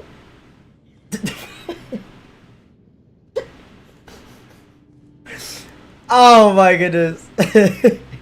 Foul tarnished in search of the hose. Fortunately, I hate women. That sounds like a you problem, Chief. I am also homophobic. The bro's voice acting is so good. I love it. I love it. Foul tarnished in search of the hose. And you are looking pretty gay right now. Hey guys, it's me, Maxor. Welcome to the first boss. I'm a pioneer. I'm an explorer. Yeah, he's a little bit dumb. Margaret Thatcher is a very strong, very agile, and very interesting boss. Essentially, his purpose is telling you to fuck off and come back later, preferably when your bones are defragmented from the ass whooping. He combines delayed attacks, crazy combos, and eventually... I will say, that's one thing I hate the most about fighting Godric. Not Godric, Margit or Morgott. He, out of every single boss in the game, feels like he has the most unnatural movements compared to everyone else. What I mean by that is that whenever you fight Morgott, it feels like his attacks have the most delay before they actually come out, right? Sometimes he's like incredibly fast, he'll hit you with like a crazy combo, and I'm like, okay, fine. I'm just slow. That's a speed issue. That's a skill issue, because I couldn't dodge it. Then you have those moments where like he lifts up his weapon, he's like, I know, I lifted up my weapon. Nah, don't worry, I'm still stretching. Hold on, I gotta scratch something on my back. And then he hits you with that bullshit. That's what I don't like about Morgott. That's why he's my least favorite fight in all of Elden Ring. Out of all bosses, he's my least favorite boss. Which sucks, because then you have to fight him 3 times. Right? You fight him here. You fight him... Well, you can choose to skip him in Lanedale. And then once you get to the Earth Tree. Like, he's just my... I dislike him so much. He's my least favorite boss in the entire game. Eventually, the Hammer of God, just like the real Margaret Thatcher when she hammered English oppression into the once peaceful streets of Derry. So I think I'm gonna take the hint and leave. Fortunately for us, young Sheldon Ring is a game with all kinds of activities to prepare and unwind. You know, like killing the fucking dragon, which for some reason is easier, just not too much easier. That reminds me, in the randomizer mod, I still need to kill the randomized dragon that's in this location, and it's Lanciax. It's Lanciax of all dragons, but okay. For the next leg of our journey, the now disgraced loser baby resigns himself to living in the woods. That way, he can exist peacefully among the giant bears and, whatever that is. Greetings, traveler. I am the Pitbull of the woods. Have you seen any orphanages nearby? Why are you asking me that? No reason. Legend has it that at the edge of these woods, there's a well containing the tastiest children. Okay. Go there, traveler, and I will kill the infants of your choice. Okay, this Accept might seem the quest. bad, but I know a good deal when I see one. Unfortunately, I am blind. Hey guys, it's Maxor here. Welcome to fucking Space Mountain. I hope you like being trapped in Smurf Valhalla, because these fuckers don't... Again, I will say this, I've said this once, and I'll say it again. Out of every place in Elden Ring, what is it called? Nokron. Nokron is the most beautiful place in all of Elden Ring. Aesthetically, 100% top 1. It's the most beautiful place in all of Nokron. It's underground, but there's stars. It's so nice, dark. It's like, I like it. I'd say number 1 would be Nokron. Number 2 would be Raya Lucaria at night. Yeah, Raya Lucaria. And then number 3 would be Atlas Plateau. Then Limgrave. Then Volcano Manor. Halig Tree. Actually, not the Halig Tree. Fuck. Halig Tree or Kaled? Which one is better, aesthetically pleasing?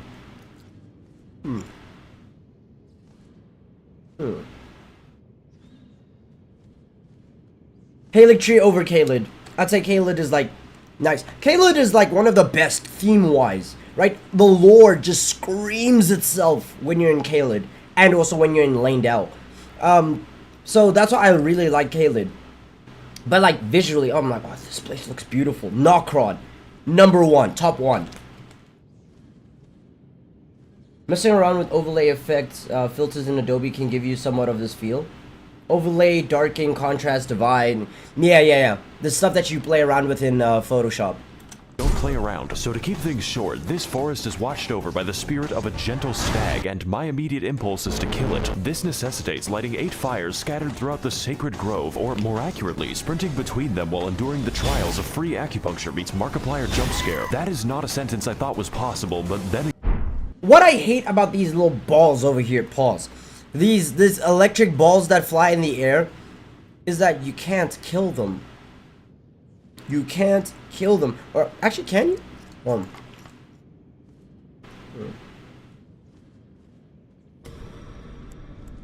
Oh.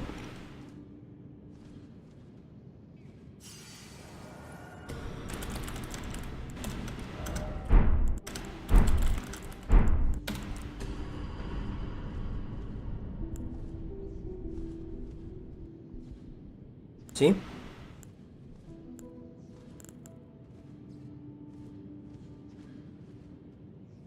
No. Where's the fixture life for these balls?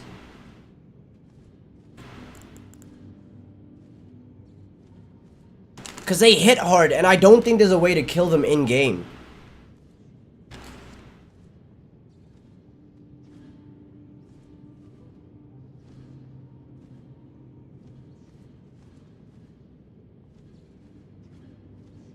Okay. Again, we do have sentient lightning and, Mr. Krabs. So after lighting the fires at the expense of my life, we devour the necessary peyote to enter the spirit cave. And as it turns out, Bambi is back from the woods and they had a cheer.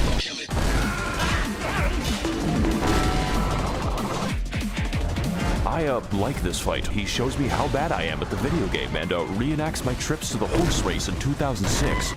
And that's so hilarious. Because he's fighting the regular ancestor spirit. Not even the regal one. Not even the remembrance one. He's just fighting the normal one. And he's getting fucked up. Wait until he finds out that the other one can heal itself. Huh? Overall, it is a riveting and accurate portrayal of how fun it is to kill innocent forest animals. 10 out of PETA. You don't even get anything from killing him, just the guilt. So after exiting the hell that is Quebec, we head across Limgrave to the Weeping Peninsula, called as such for its tendency to rain and also the race war. But before we get into that, we've got a few tasks to do, just like Among Us. These include fighting the sapient tree, uncovering chests that accidentally teleport me to the end of the game, and also the bell, which may or may not cause hearing damage when you get close enough. It even contains the rarest of all loot, Maxor is the type of guy to edit a splinter in the finger as the supreme boss fight. Yeah, he would. But that's what's appealing about it. Woman who tells us the tale of Castle Morn, a fortress that made the grievous mistake of permitting Furfest 2022 in their local Hilton. Except these are not costumes. My brother in Christ, they are misbegotten chimera and you're going to die. So as can be expected, they massacred everyone and started a county-sized race war, and now they're sending me to clean up their human corpse ball pit. Fortunately, just like all issues in life, this one is fixed with a massacre. They haven't invented war crimes yet. I like this level actually, it's pretty short. They haven't invented war crimes yet. My brother in Christ, Ranny exists. She's a walking war crime. Just like this video, my favorite detail is that they gave crack to an orangutan. Oh boy, it's more animal. I think what bothers me about this game, specifically this fight with the Leonine Misbegotten, is that you fight the Leonine Misbegotten, you beat it, and the weapon you get after that is the Grafted Blade Greatsword, right? Which, on its own, it's perfectly fine. It's like, why the fuck does that matter? What bothers me is that he doesn't use it in the fight, but he drops it when he dies. It would have been cool to see him use it in the fight instead of using this regular ass, like, sword. Cruelty. We're climbing back into Harambe's cage and there is no gun. You know, when he isn't converting my bones to sand, this fight is actually easy, mainly because his health is the size of my prefrontal cortex. But even still, I had a great time reenacting the murders I did 2 years ago, and just like this fight, I will not Sukuna sounding ass pull drop. Yeah, and what's worse is it's a legendary drop. You require that one weapon for the trophies, for collecting legendary armaments. This one is one of them, but he doesn't use it in the boss fight. Why is it here? face the consequences. Enjoy this while you can, because we've got a few more people to talk to, such as D, a man who gives us a fair warning about the dangers ahead. The village here has been touched by death. Thanks, as well as speaking to the sentient jar, which you may find strange, but really we are all containers for suicidal thoughts. So after quelling his, our new friend Jar Jar Binks tells us to head east to an industrious land known as Gary, Indiana. You know, it seems like we're going a little bit off the beaten path with this one, but I'm pretty confident. After all, how bad can it possibly be? Telling you how bad could it possibly be for Caelid? Nasty foreshadowing. But I made the unfortunate thing of going to Caelid on my first playthrough when I picked up the game. First thing I did, I explored all of Limgrave, and because Caelid is right next to Limgrave, I immediately jumped to Caelid. Instead of trying to go to, like, I went to Caelid before I even went to Morgott and Godric. So I started the game, beelined it towards Caelid, and then after that, I like farmed Fort Ferrith. Once I was done with Fort Ferrith, then I leveled up until like I was level like 63. I went to go fight Morgott. Imagine fighting Morgott at level 63. That's how I was moving. Like, yeah, I made a mistake there. That was horrible. But hey, you live and you learn. What the fuck is that? Oh no. Oh god. Let's go back to the castle. This time I think I'll walk all the way back to Margit. Hey guys, it's Maxor here. Welcome back to the Let's Play. And on this episode, Margit is still hard and a bit distrustful. One might say suspicious. We need to eject him. Margit, more like Marge Simpson. Even with better gear, this is a fight that demands, among other things, awareness and patience. Emphasis on the patience. But most importantly, this fight requires experience. Experience gained through fighting zoo animals, dragons, and even Canadians to squeeze out the narrowest of victories. Just to watch out for the hammer. Really glad we could beat the first boss up 9 minutes into the video. The first boss. Well, he does have a boss gauge. I guess you would be considered one. Okay. Welcome everyone to Stormvale Castle, realm of the first demigod, Godric the Garfted. And if I can't get to him in 20 minutes, the lasagna is free. Stormvale is a complex, multifaceted dungeon with various paths, only one of which is correct. So instead, we take the side route across the wall, past the knife birds, and into a Chinese chemical factory. So after cracking open a Funny enough, it's actually a wine cellar, but yeah. cold one with the boys, we ascend the political compass until I have a That's why I call him the Garfted. Oh, as in Garf. Okay, I'm gonna assume from now on, most of the memes that you say come from this guy. authority over life and death, which coincidentally leads us to the castle grounds, and I didn't know they made Irish birds. Colonel, I'm trying to sneak around, but the clamp of my ass cheeks keeps alerting me growing. Alright, it looks like we're finally making some progress. All we have to do now is get through the, He's quite the, handyman. Knows how to work with his hands. You could say he's quite the handful. Better use this door to, keep him at arm's length. I'm very funny, by the way. Stay tuned for more laughs and gags on The Big Bang Theory, Sundays on NBC. I just wanted to see who was actually in the credits. I'm sorry, Odie, but I could not stop myself. After all, it was a Monday. And I hate Mondays. Pizza delivery for, Garfield? It's called lasagna. Pizza Hut really ought to work on serving giant castles. I work for Domino's. Then it sounds like you could use a bit of a hand, you know, with making the pizzas. I command you to laugh. Do you know what I've gone through to make that joke? In this battle against Godric the Minecrafted, we put our patience to the ultimate test as I like that one. Godric the Minecrafted. I'm gonna start using that one. Grandpa pilots his fucking mass grave Evangelion straight into the housing market. Much like his titular cat, Godric is a fucking gremlin who attained his abilities by entering Friedrich Fazbear's Mega Pissplex in the year of our Luigi 1987 and then sewed the children therein to his wacky animatronic suit. They call him William Grafton, but besides that, his coordination is subpar since he has to migrate a mosh pit to attack you and He's becoming Maxor brained like me for real.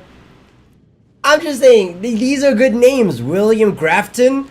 That's good. That's a good one. That's a good one. I like that. Excessive. Godric holds all of his attacks until the heat death of the universe, which means you have to pay attention to his arm carefully, and that's pretty difficult when he's shaped. Which is funny. He says that Godric delays his attacks, which to some extent, yes. But I think it's much easier when you see Godric do an attack. Because, like, it makes sense animation-wise, right? You're lugging around a giant axe. One, you're lugging around a giant axe. And then two, you're also lugging around, like, a dragon head. So, of course, when you throw your attack will probably be like, you're gonna see that shit coming. You can kind of tell based on the way his body moves, like, animation-wise. The only annoying one is when he does the one where his arm is like this, and then God, like that one. It's the only annoying one he has, but for the most part, it makes sense visually speaking. Like a four-dimensional object. I'm finding it pretty hard to keep track of him. He seems to morph around so we fight him slowly and with attrition, like the Viet Cong, dodging, slicing, and dying until eventually reaching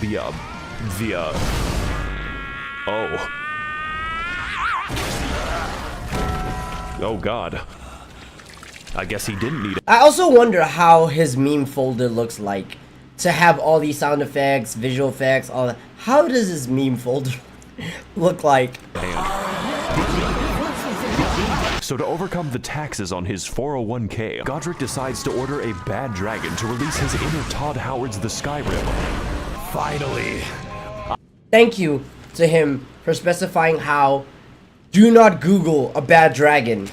Just don't. Just don't. I have the power to cook all the lasagna I want. Welcome to phase 2, bitch. You're going in for you stupid monkey. That OST. It's Guilty Gear.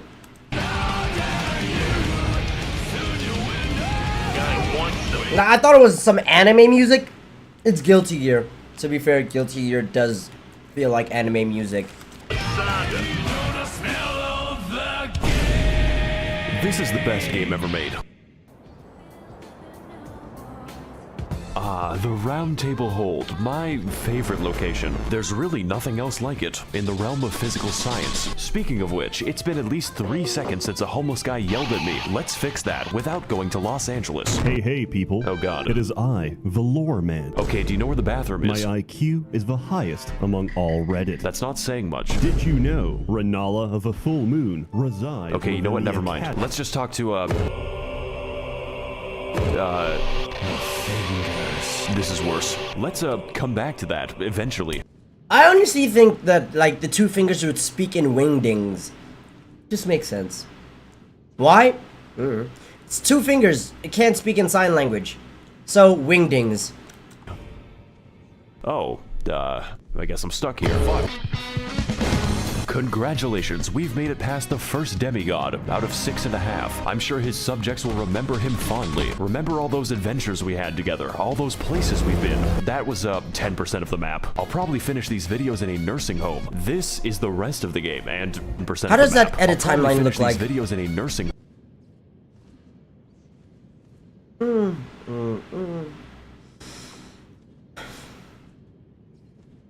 I wonder what his computer specs are. If this is his timeline. This is his timeline. What are the specs? What are his computer specs? Because I'm curious. How long did it take to render all of this? Good lord. home. This is the rest of the game, and wow, I better call Gandalf for that shit because we've got a ways to walk. Welcome everyone to Ligma of the Lakes, the largest swamp that me is 64 gigabyte DDR5 at this point. Because seeing how long, looking at that timeline, and I'm just thinking, like, if I did all that, how long would it take me to render? I'm like, oh shit, nah, bruh. You might have to leave the PC out for the night, go to bed, you wake up, it'll still be rendering. Even if you have, like, even if you have, like, 64 gigabyte RAM, that shit's gonna take a minute. Zaki was allowed to build. 30,000 men have already died, and on today's episode, we will be heading to the second demigod on my list of... Look at what can bring you riches and fame. True. True. I feel like if I ever made videos this successful, I would have to have a second channel. I wouldn't be able to put all of it onto one channel. I have to put it on another one. I have to. Or maybe do what Berlizzi did, where Berlizzi had like 1 million subscribers on his main channel, and then he created a second channel where he only uploaded gameplay, and that became the channel that he has now. Then after a while, because he posted more games to like more content to his gaming channel than his main channel, he just made the gaming channel his main channel. I think that might be the approach that I'll take eventually. Political dissidents, Ranala of the Red Lobster, Queen of Caria, for at least the next 10 minutes, resides in the magical... When I edit what I think about... What I think about, not what I have to do all the time, but what it could bring me. Fair. Academy of Malaysia... That's a better way. I probably need to start thinking that way when editing. Lucario. And to get there, we need to head across a biological minefield known informally as the Crustacean Nation. It is here that we face our greatest challenge, the fucking shrimp. I'm starting to think that PETA has a point. So anyways, we head through the gauntlet, past the Octo Sketty, and get completely sidetracked until I end up in fucking Nipton. But we're gonna skip over most of the side content. You could say that we don't have the time to hang out. Just know that you can find this area by Google searching Elden Ring Albania. This one is for all my baby girls. I see your comments, ladies, and they make me smile. I'm lurking and I'm stalking when you least expect. So after heading through the ruins of my marriage and killing the white people, we make it to the Hogwarts, only to find that the way is blocked by a mysterious seal, and next to it lies a map which leads straight to the key. Their security is dog shit. This puzzle should be pretty easy. All we have to do is get past the dragon that's waiting there. This game has a lot of dragons in it, so I'm going to keep it Does it? Grail. Wait. Let's go from like the lineage. Placidusax, Landsax, Fortisax. Then we have Grail, Smorag, Ice One, I forgot what its name was. Fire, Lava. This game does have a lot of dragons. Not to mention, these are like the dragon bosses. There's also like dragon, like, NPCs just running around in Caelid. Okay. count. Just know that it doesn't get easier. Like there's an entire place in the game called Dragon Burrow.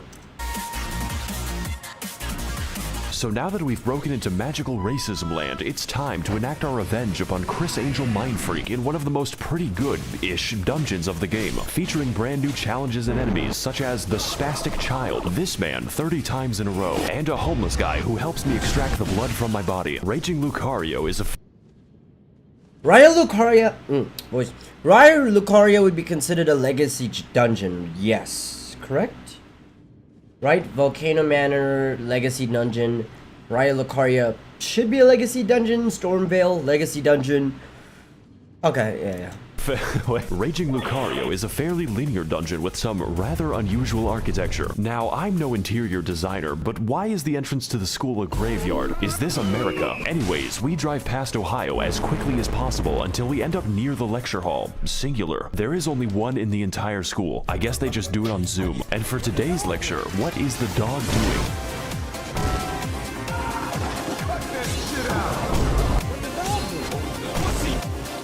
The answer is stabbing me. This is one hecking Speederino doggo who is frankly an insult to every wizard in the school. Their valedictorian eats his own shit. The gimmick for this chonking pupper is that he combines beast-like aggression with powerful magical attacks, but none was so devastating as when he corrupted my drive, which destroyed this video. The last minute of There's no way.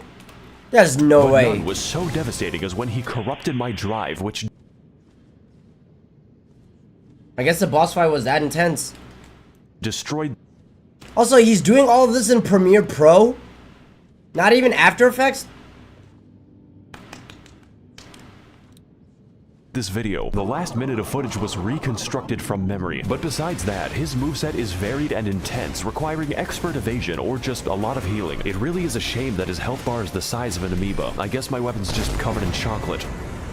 Wow, this is just like my favorite show, Family Guy. So before we take the 30-second walk to the next boss, I acquire some fat drip so I may no longer appear fatherless. Now on our search for a classroom that can't be raided, we head up the stairs to...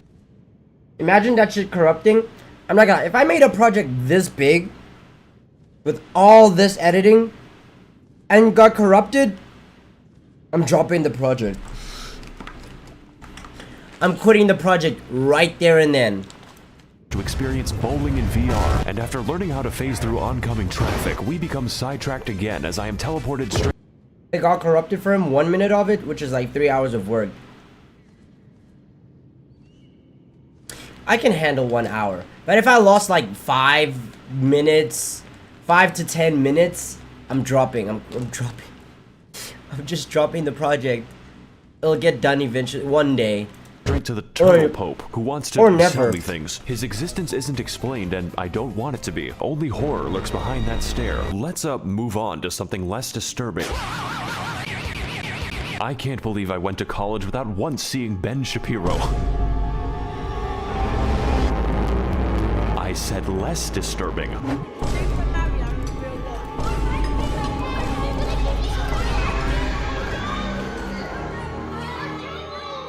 What is up, guys, and welcome to episode 391 of my Minecraft Let's Play. This is a preschool, ma'am. Today we're going to be messaging my underage fans on the internet. Oh boy. Welcome one and holocaust to Child Slaughterfest 2002-2s. That's right, this is an American school after all. And in this battle, we're going to be teaching these kids the harsh realities of the hood. Now, I know what you're going to say, and hopefully it's not a police report. Maxor, this fight looks kind of easy, like taking candy from a baby if the candy was their still beating heart. This is accurate. In fact, all you have to do is find the correct one to turn inside out, at which point Renala basically lets you go to town. The reason for this is that we aren't fighting a demigod. This is the demigod's ex-wife, who was dumped after she gave birth to 30 of herself. To some extent I can understand, but goddamn that child support. Kinda feel like I'm doing him a favor. Imagine how child support would look like in the Elden Ring world. Because we have Radagon. He has to pay child support to Melania, Mikola, Rani, Rykard, Radon. And then... and then we have Godfrey, who also has to pay child support. No, to be fair, Godfrey didn't want to pay child support. He was chased away. He was tarnished and chased out of to the Badlands. Pretty sure he would have been there for his kids. So... and nobody paying nothing, especially America. Oh lord. America is not paying any child support. Evening, Twitter. This is your boy, Eat That Pussy What the 445, fuck? and about like 30 to 45 minutes ago, I beat the fuck out of my dick so goddamn hard that I can't even feel my left leg. My left leg has been totally numb. And my dick has... I guess there's a phase 2. At this point, for me, every single time I fight a Souls boss, I always expect 2 phases. It's like, doing 1 phase is like cool and all. It's like, yeah. But I always expect 2 phases. To the point where it feels fucking weird when I go and take a piss. Welcome to the real fight. It's still easy for Dark Souls, which means the challenge is getting anywhere close to her. This fight is essentially Dark Sus Gwendolyn if he/them were a good boss, using a vast array of magic, other bosses, and the power of Goku to socially distance your skull from your neck. But even still, it's very manageable if you have any semblance of patience. My editing might tell you something about how I did. 70% of this fight is waiting for my turn. It's like I'm trying to stab Julius Caesar. Make sure you like, comment, God and damn it. subscribe so we can take this video to the moon. So after sufficient damage is dealt, we find out that her second phase has a second phase and its other bosses, including, of course, this bastard again and the actual straight-up pack of wolves. Just make sure that you don't die, otherwise It would have been cool, since Renala grew up raising Ranni, right? Because mom, of course. That means Blythe, as Ranni's half-brother, was also around when she was, like, being raised by Renala. So it would have been cool if Ranni would smack the thing into the ground, and instead of summoning the Bloodhound, guy, if he summoned a creature similar to Blythe, that would have been great. Or, there's like, somebody creates a mod for Elden Ring for a Renala boss fight, where her phase 2, one of the people she summons is Ranni. Then you fight Ranni, you fight her own child. That would be pretty cool. Because there is a mod where, it's the Garden of Eyes mod unfortunately, but where you fight Renala, and in her phase 2 she summons Radagon. So, yeah. it's back to the daycare. Needless to say, this fight is a visual and gameplay feast, and by that I mean it does not end. The divorce may have hit hard, but it is hitting me harder, so let's do to her life what her husband did to the marriage. Oh, there goes the camera.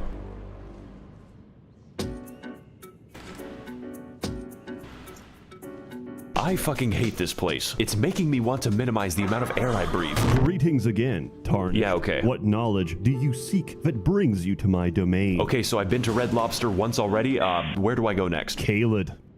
What? You must continue your adventure in Caelid. Is that a problem? No, not at all. There's nothing wrong with Caleb. Brazil. Hey guys, Needs McTherapy here. Today we're gonna be playing in a Tim Burton land. Welcome to Caelid. It's basically made of German bedtime stories. Who can forget such a legendary... That's oddly true. The fuck? Okay. Tales as Der Vogel, Der Backpfeifengesicht, and most terrifying of all, Das Kinderschredder. I'm sorry if you... Das Kinderschredder. Actually, yeah, I can call them that. I can call them that. Kinderschredder. Because screaming, oh shit, it's a Caelid dog. I mean, yeah. You speak German, by the way. That's gotta be my least favorite disability. And on today's episode of Amnesia The Dark Descent, we are invited to a festival and slumber party where the sleep is permanent, all for a chance to face off against the third demigod on my Club Penguin friends list. Star Scourge Radon, captain of the hospice, resides within the walls of Redmane Castle, where every year he throws a party to see who can keep their limbs the longest. The price of admission is just getting anywhere near him, because sometimes life is just a Bulgarian and you are an unstolen car. So we ride, vaguely and in some direction, encountering many horrifying creatures beyond the reach of God and locking myself in the cum dungeon. The other kids laughed at me. They called me Jizzy Johnson, but now it is I who is laughing at them. Oh cool, it's another dragon, and this one is quite the special encounter. Yeah, this one has cancer. Yep, we're watching Maxor. Sage Foxes, welcome. Hope you're doing good. because we get to fight him in the volume of an aquarium. He can't really touch anything, otherwise he decouples his existence. Hey, what's up guys, Maxor here, and today we're gonna be gaming on the moon, because that's what this shit feels like. In fact, I heard you like dragons so much that I made an entire part of the map called Dragon Barrow, and I filled it with, you guessed it, an obscene quantity of dragons, because truly, we have not fought enough of them. I don't want to be here anymore. Let's put this in the future episode box. So far, we've seen a lot of traumatizing things, enough to give half of all American politicians cardiac arrest, but I've been saving the best for last, and by best, I mean the most evil game design ever conceptualized. The Swamp of Aeonia lies just within the center of Caelid and contains enough aids to make Ronald Reagan sweat. This region, and pretty much all of Caelid, but mostly this fucking abomination, is infested with scarlet rot, which is like poison if it was made of radium, and get this, it's spreading. You can't even use a horse to bypass the radiation because an NPC just invades you in the middle of the swamp. It's yeah, I don't understand, bro. Out of all places in Caelid to get invaded, right? One, Swamp of Aeonia. So a swamp of liquid AIDS just everywhere. And then secondly, Millicent of all people. Why not one of Millicent's sisters? Why her specific? She's rotting up in that one church. But she has to be here, invading me, in the middle of the fucking swamp of AIDS. That's so bad. I hate that so much. like I can hear And she can waterfowl too. the dulcet tones of the game director laughing at me. For your crimes, I am sending you. It's like, it's as if they put Millicent in that area, very specifically knowing you're going to probably fight Melania eventually. So look at the waterfowl now. This is how the waterfowl looks like. Trust me, you're going to see it again, and trust me, it's gonna be worse. To the moon. This place is filled with all kinds of new and interesting ways to die, and my favorite lies at the center of the swamp, where we can find Commander O'Neill and his Bostonian ketamine mafia. Surprisingly enough, this is the only thing here that can't kill me. His moveset is so simple it's Amish accessible. You could build a barn around him in the time it takes for him to do damage. Maybe this boss would be better with a second phase, one where he whips out his lightning cock and pulverizes me until I'm gravel. But you know, that's just a theory. A game theory. Thanks for watching. Also, he drops his ketamine needle, which I will now put to very good use. You're a horse, right? We're in Redmane Castle now. This entire level can be skipped because I think the devs realized that Caelid is the actual level. Do you even know how many dogs were euthanized on my way here? Don't worry, you aren't actually missing anything unless you're a big fan of cats, such as life on the Serengeti. So welcome to the Festival of Ramadan. There are 2 attendants in total, and one of them is this guy. Hello again, Tarnished. How was your... Oh yeah, isn't Ramadan in a few days?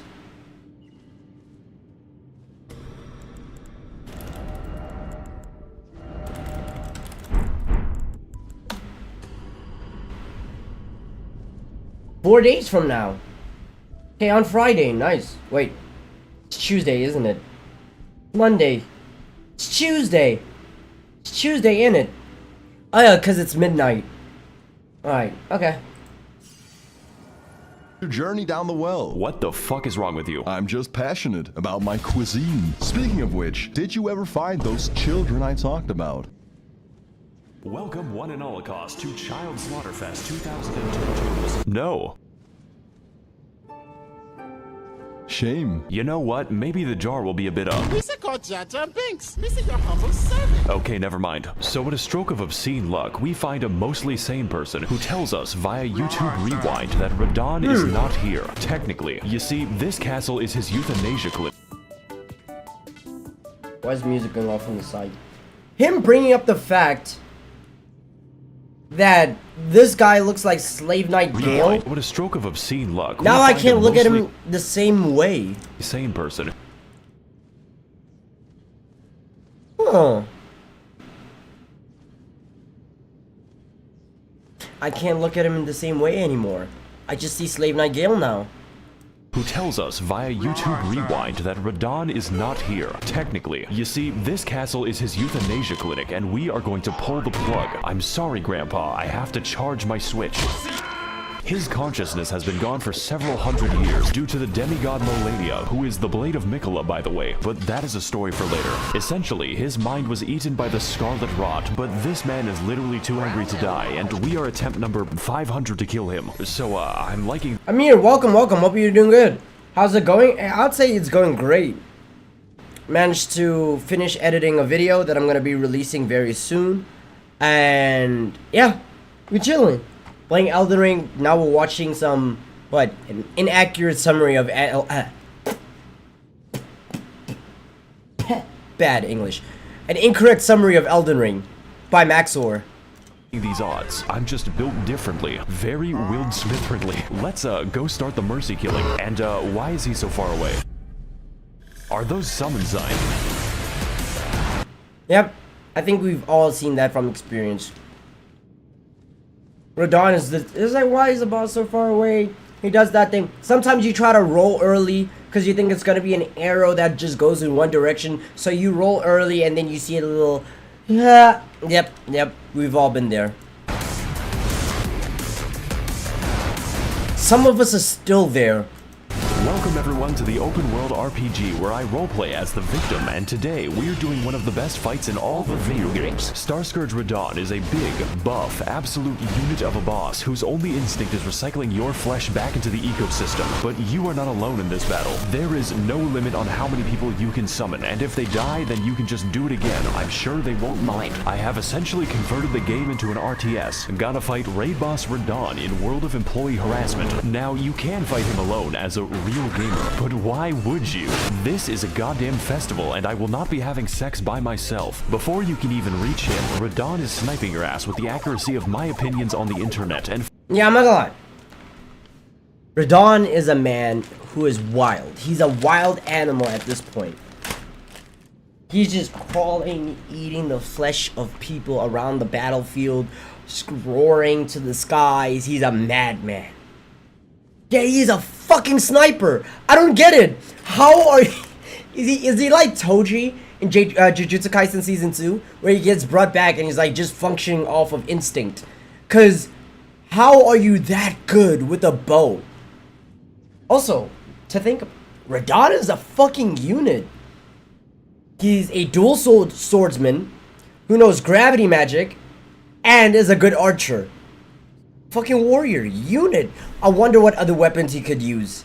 firing a frankly suspicious amount. And considering he knows gravity magic, he probably also knows like glintstone magic. He just has no reason to use it because gravity magic is better. Of arrows from God. If you want to exercise the privilege of fighting him, you have to earn it. And that is the easy part. Even with summons, you need to pay full attention to his moveset, as his attacks swing wider than American elections and hit harder than a freight train on a semi. Now, you may have already noticed, but that is a comically small horse. It's like I'm looking at Chiquale Onale. This is because in addition to Onale being built like a steel mill, Radon has the power to defy gravity, which constantly gets him into fights with solar bodies. This man is skateboarding a horse and holding back the stars while killing everyone he comes into contact with, and he does it from the hospice. Radon is an absolute god among Chads, and this fight's intensity lives up to that and then some. And that is just phase 1. Phase 2 starts when he, leaves. Refuses to elaborate. Into the upper atmosphere. Speaking of which, with that jump animation, Zuli the Witch was able to find out why Radon is always able to track us when it comes to the jump animation, right? Because in the very beginning, just before he jumps, right, he pushes his horse into the sand and then jumps up, right? So after he jumps up, after pushing his horse into the sand, if you were able to clip through the map and look at where the horse is, the horse immediately goes underneath your character. So then it like sticks to you like a magnet. Wherever you go, it will follow for certain time limits. Then Radon will then dive to the horse. So it's not diving at you. He's diving at Leonard, his horse, who just happens to be right under you. So that's how Radon's able to track you every single time he does the meteor move.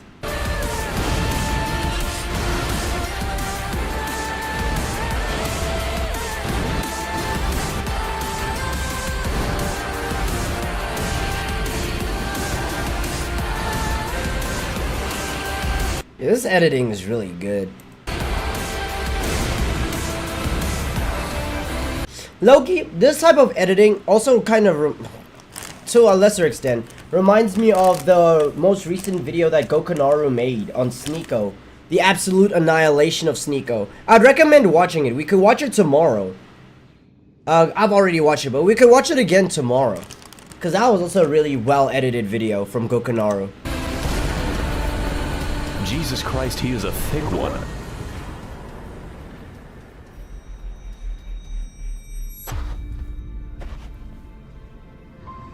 Oh god, I think my Zodiac just killed itself. This is sure to negatively affect the trout population. Won't someone please think about the economy?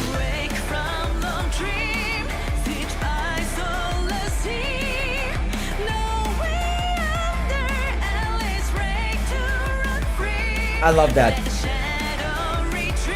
I love that. Episode 2. Do not play this video in the dark, it is very scary. The lands between. So beautiful, so tranquil.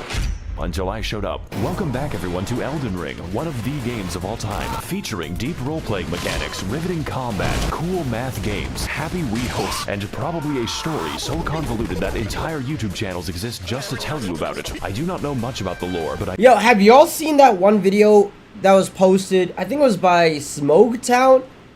Let me double check. There was a video posted by Smoketown, right?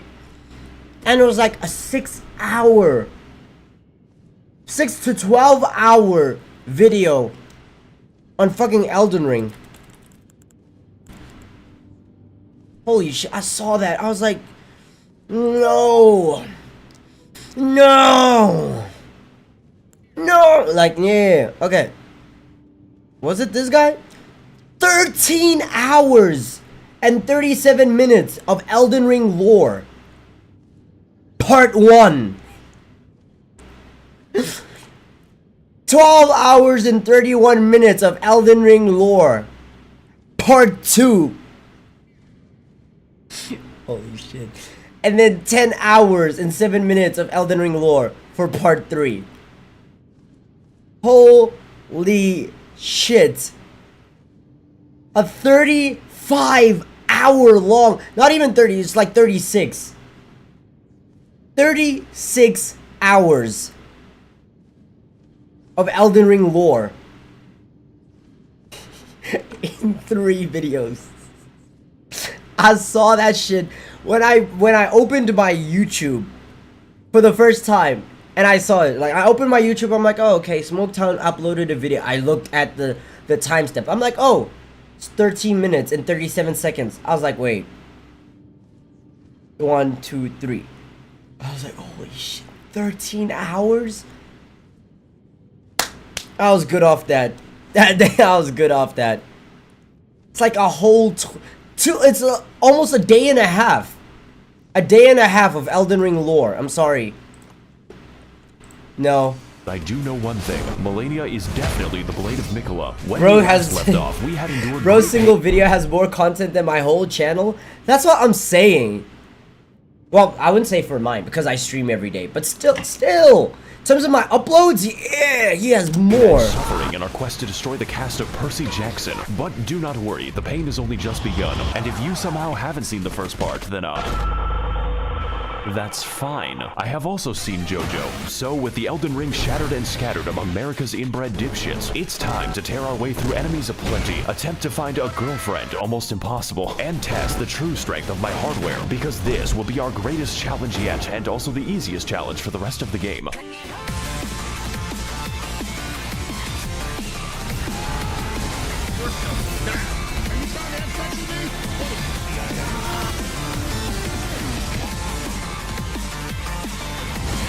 Yeah, maybe I might do editing like this for my for my JJK video. For episode, maybe just the first 2 minutes, sure.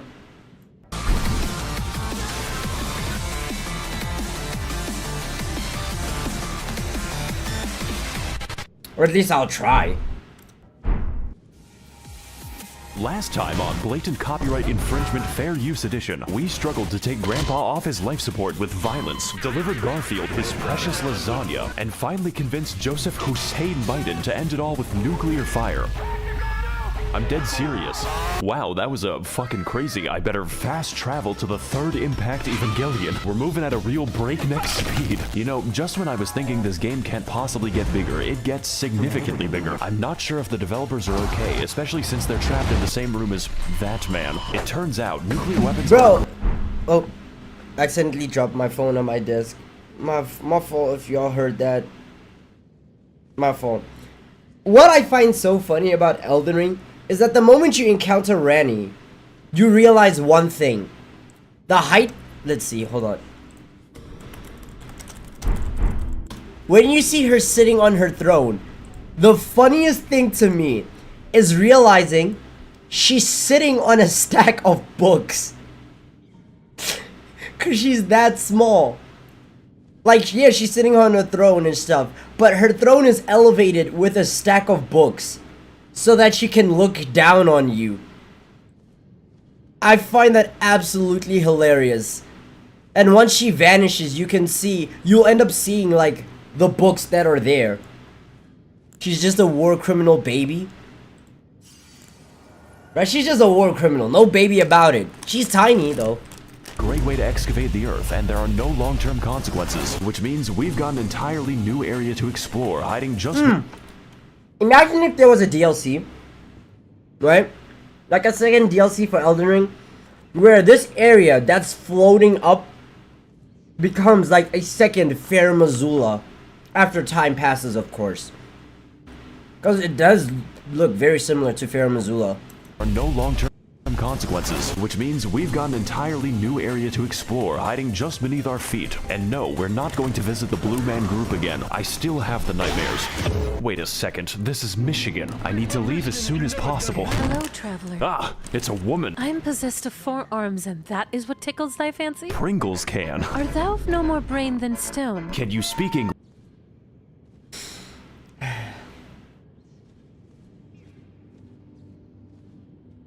I saw that. Let's see. Once we climb it, we fight the Star God, a Star God, like the Blood Star or something. Yeah, that would be pretty cool. As soon as possible. Hello, traveler. Ah, it's a woman. I'm possessed of 4 arms, and that is what tickles thy— To be fair, in the world of Elden Ring, you fight grafted scions, which look like they have like 8 hands. You fight Godric the Grafted, who— it's Godric the Grafted. You've seen Caleb, what is it? The Kinder Slaughters.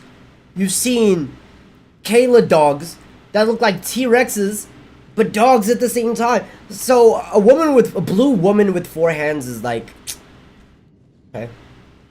Yeah, just put her the lands between. I fancy? Pringles can. Art thou of no more brain than stone? Can you speak English? That hentai gif with the Pringles can? Okay. Can you throw yourself into a wood chipper? Listen, I have never seen a caucasoid run that fast. They kept yelling, "Go, white boy, go." Okay. I shall need thy help to run my errands. May I ask why? No, I'm going through a tunnel right now. Your signal is breaking up. I apologize for that. I may not— That's why people love her? Okay. have known at the time, but this was the beginning of an absolute rabbit hole. One that would lead me to dangerous and just— may not have known at the time, but this was the beginning of an absolute rabbit—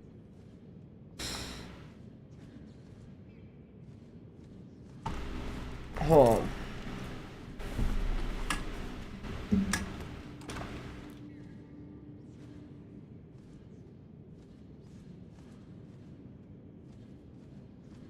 What the fuck? Okay. rabbit hole. One that would lead me to dangerous and disturbing territory in the future. This shit makes— That's why people love her 4 times the vibration. Look, if you're gonna have anything done with a girl with 4 hands, 2 for your meat, 2 for your balls. Simple. Playtown look like a playground. Welcome everyone to the Nether Fortress. It's 3 rooms long and filled with naked and hostile women, which is my preferred enemy. I've always wanted to be a police officer. This is just like my favorite Japanese anime, Kill the Cats. And if that's a little too intense for you, don't worry. There are dozens of skinwalkers waiting around every corner. Just knowing that makes me feel very comfortable. But my favorite enemy in the entire level is in fact myself. Me. I am the boss of the level. Hey, what's up guys, Maxor here. We're out here going after Shadow Peter Pan. I'm forced to fight the only bitch that I trust. Gonna lay a fucking smackdown on Dark Link. This battle is a unique concept to say the least. It perfectly copies and uses your entire inventory. And yes, this does mean you can unequip your weapon and laugh at him for the whole fight. He literally cannot damage me in this state. Not that you would need it, because if there's anyone in the world who knows how to keep me down, it is myself. This boss's weakness is naked anime women, but overall, it was a great experience taking revenge upon the man who ruined my life. Okay, welcome. Hope you're doing good. Unfortunately, as a result of that battle, I have destroyed a part of myself. I have killed my artistic integrity. Hey guys, I built an entire torture chamber for animals in hardcore Minecraft, and if you want to see how I exterminate the innocent, stick around until I kill my son. I feel like if you showed this video to a Victorian child, he would die instantly. And speaking of dying, we've returned again to Jump Scare Junction. That's right, I lied to you. I give Dora the wrong directions. This area is an identical copy of the last time, complete with the same puzzle, the same enemies, and the exact same boss, but this time he's glowing, just like this video. Now don't get me wrong, I love beating Canadians to death, but why? Please do not subject me to more Canuckin boss torture. Now as for the rest of the area, it's pretty nice, you know, kinda short, introduces the brand new Sapient Sphere type enemy. That's okay though, I too have seen Steel Ball run, but what I really want to That was a good joke. I like that one. Find is this knife, which is a surprise tool that will help us later. With this, I may now cause many kitchen nightmares. Let's go talk to someone who actually knows what's happening right now. Oh yeah, I remember recently reading a theory about the Finger Slayer blade, right? It was like, oh, how did the theory go again? It mentioned something like, oh, okay, the Finger Slayer blade is a blade that is meant to damage the fingers, right? No shit. Who are messengers of the gods. But it seems like the only thing that would be able to hurt them, God-sent beings, would be another god. And then they're like, oh, look at the Finger Slayer blade and how it looks like. And they were like, oh, remember in the Remembrance? Let's see, Dragon Lord, Placid, Dusix. Right, if we look at his Remembrance, it says something about like, oh, his fleeing lord. Where is it? Where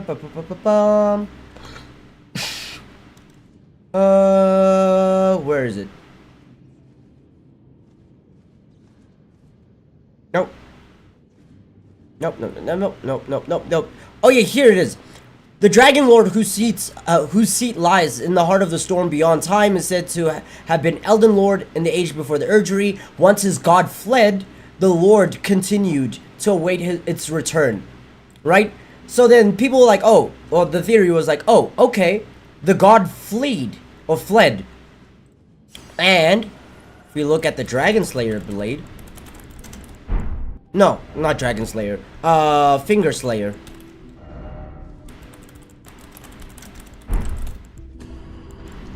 If we look at a picture of the Finger Slayer blade, it looks oddly familiar, don't you think? Does this not remind you of something? When you get a close look at it, this Finger Slayer blade, meant to harm the gods. What?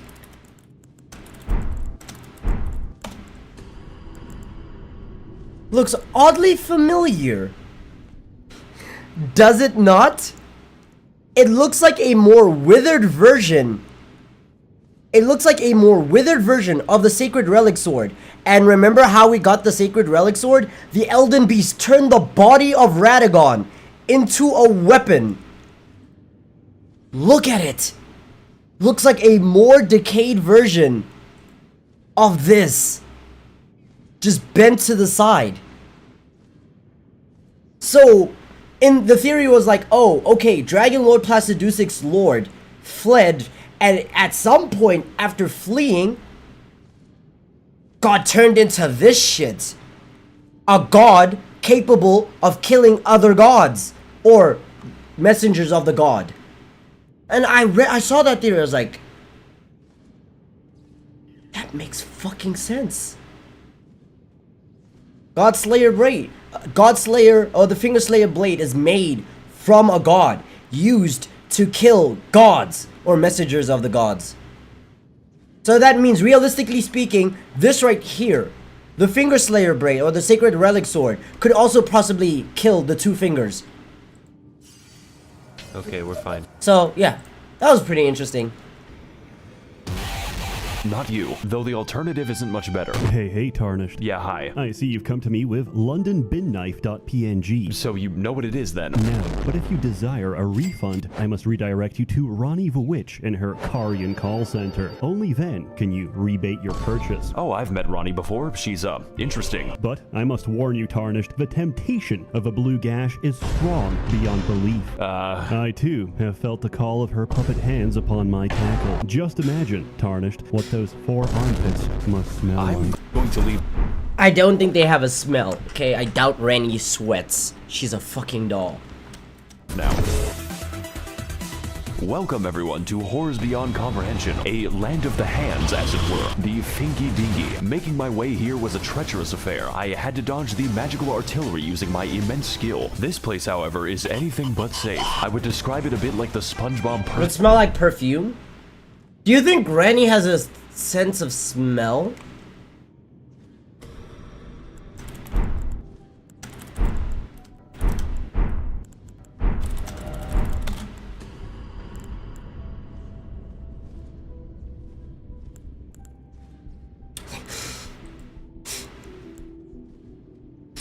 The answer is yes, she's just bad at showing her feelings. Right. Anyways. Maybe it does smell like perfume. You simply need to get through it, but you will lose a part of yourself. There are hands everywhere, in the ground, on the ceiling, and within my nightmares. They are 90% of the enemies, and the remaining 10% kind of remind me of myself in a really strange way. My name is Yoshikage Kira. I'm 23 years old and making YouTube videos. As it turns out, the Queen of Caria going insane in Hogwarts had implications for the kingdom, and one of those implications, kind of slaps. You know, like a hand. I too would kill myself if I was written by J.K. Rowling. I can't even search for pictures of normal Knuckles on Google because I keep getting this fucking echidna. Human Knuckles just makes it worse. Now, what the f— No.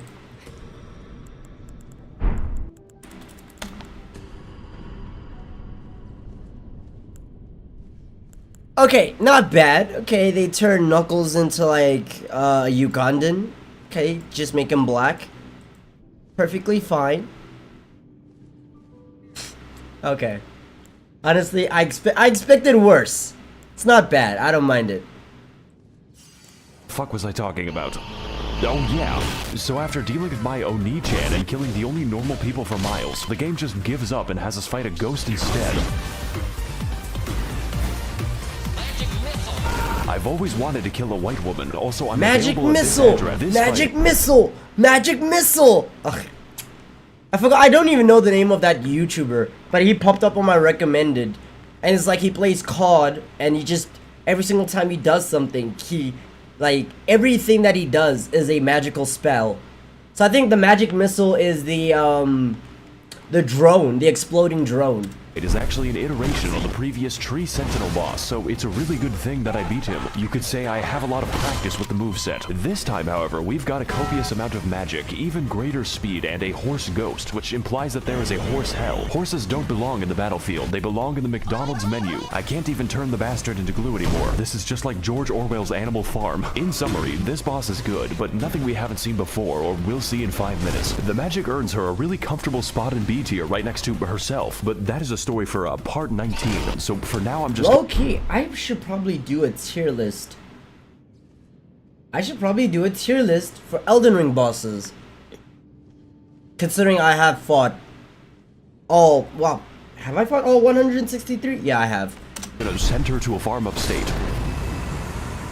By the way, I've played this game for 130 hours and haven't slotted a spell. Now, as a full metal consequence of my vehicular manslaughterito, we have finally unlocked Ronnie's Rise, and my favorite part of the game, Ningyo Romansu Shimureta. Honestly, I'm a big fan of the writing on this one. I just don't really care for the Blythe arc where he eats the classroom. But to get to that, we have to fight the most dangerous and powerful boss of them all, the copy-paste key. If we can teach magic to fucking dragons and dogs, I don't even know why we try. The most powerful wizards can be found in a zoo. You know, at least he's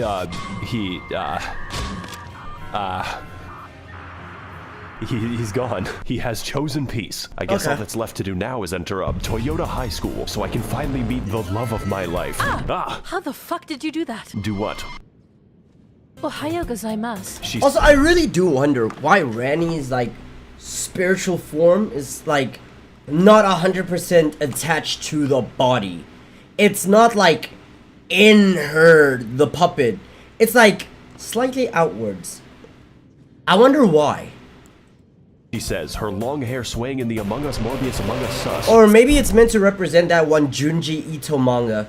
Who knows? So, why are you here exactly? Oh god, the game actually prompts you. I really gotta think about this one. Tell you what, I'm also in the business of killing God. I want to restore the good old-fashioned values upon which we used to rely. Is that a bad thing? For you. Now, are you going to join or not? Oh god, she doesn't know I'm a sub. Wonderful. Your first mission is to kill my brother, Satan. You can find— You see?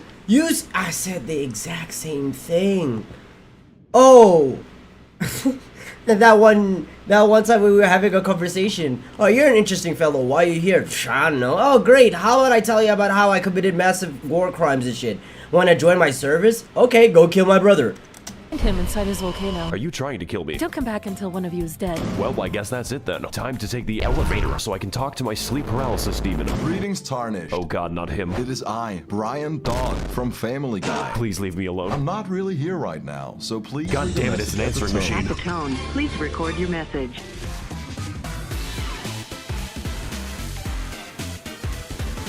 Finally, it's time to continue playing the game, and to get to the aforementioned volcano, we must first ascend. We have to elevate our consciousness so I can have my date with Ronnie-senpai. Fortunately for us, there is an elevator. Thank God the Mountain of Death is wheelchair accessible. You just gotta watch out for the falling rocks. I'm beginning to get the impression that I'm not wanted here. So we enter the absurdly large elevator, custom built and designed for the new American male, and place our keys in the ignition like a sedan. Welcome every pony bazinga to the Altus Plateau, land of the fourth demigod and his magic treehouse. I originally meant to go to the volcano immediately, but this area is the world's biggest set of dangling keys. There are two paths we can take to traverse this area: the road of proper, upright civilization, or the forest of immaculate pain. You know, I did both of them, but this one is funnier. Welcome everyone to the Worm People Dimension, a region totally unique in how it decides to kill me. You see, the inhabitants have a special status effect called death, and the effect of death is that it kills you, rather painfully, and there's quite a few of them. My favorite example is definitely Wormface, who is called that for no reason. All of his attacks are basically instant kills. I think it could be better to take the stealthy approach here. Hey guys, Maxor here, and today we're gonna be sneaking into Big Shell. Right, and you have to stop the Facebook algorithm. It's giving people pronouns. So after navigating the Impale Jail, or just teleporting past it... Bro, Deathblight is such an underutilized status in the fucking game. I hate it so bad. Like, sleep is more effective than Deathblight. The only time you can ever use Deathblight in Elden Ring is when you're fighting other NPCs. And not even NPC invaders, like other people, like PvP. It's the only time you can ever use Deathblight. It would have been nice if there was like an animation. Oh, even invaders can be affected by Deathblight. I just throw it there, they get the same impale animation. It would be nice. It's so underutilized. Have different like Deathblight animations for different enemies. I hate that I'm the only person, especially if I'm playing single player, I'm the only person in my world who can get fucked in the ass by death. Because you can do that. We continue exploring Bikini Bottom so I may find the maniac. Just don't turn around on the bridge because, he is there. So for the next part of our journey, we make our way to the Windmill Village, which is, apparently a fun time. You know, I may be a fan of older women, but this is a bit much. These bitches really do be reenacting the plot of Midsummer in the local retirement center. Honestly, this area is pretty dope as long as you don't make them angry. Don't worry, women are very easy to calm down. So with our domestic situation now under control, we walk for 3 seconds until the boss just kind of approaches you. Just like— I forgot what the lore for these women in Windmill Village is. if I remember correctly, it's like, oh, now that life has been permanent, death has been removed, these men no longer find an interest in mating with women, but these women want to be mothers, they want to bear children and stuff like that. So they skin the males, they skin the men in order for them to be like reborn and revitalized so that they can get fucked. They're basically just horny women. That's it. Windmill Village is just a village of women that want to get fucked. But the men aren't fucking, so they're killing the men. So that the men can come back and so that they can get fucked. Windmill Village in a nutshell. Like Dio and his stand. Welcome back everyone to the official IGN walkthrough, and today we're gonna be fighting Slenderman. Gotta collect those 8 pages. His attacks are fast, really fast, and his combos are longer than my video schedule. If you ever think you're safe against this boss, think harder. This man goes harder than a police officer in the Black Sea. And to make things worse, we have a second phase which made me scream audibly. Finally, the spaghetti coat. I haven't really fought a boss that required an exorcist before, but thankfully the priest was better at the game than me, so that's not the last time we're gonna see him, although I wish it was. So with Friedrich Fastbear once again confined to his pizzeria, we approach the fabled Gate of Healthy Eyeballs, and after being welcomed very nicely by the residents, we catch a glimpse of our next destination. The next destination hurts my eyes. All you have to know is that I really want to get there because I am a moth. And also this anime girl. Naturally, my first instinct was to head to the front door, like the feds outside my house, but these instincts were not correct. Also, some people say my videos are too fast, so here's a dog. So instead of whatever that is, we need to take the side route to get in. I have to skulk cantankerously towards my devilish deeds. But upon reaching the back rooms, we find that the way is blocked by the dreaded, most powerful enemy of the entire game. That's right, the copy-paste key is back, and this time he's tired of my shit.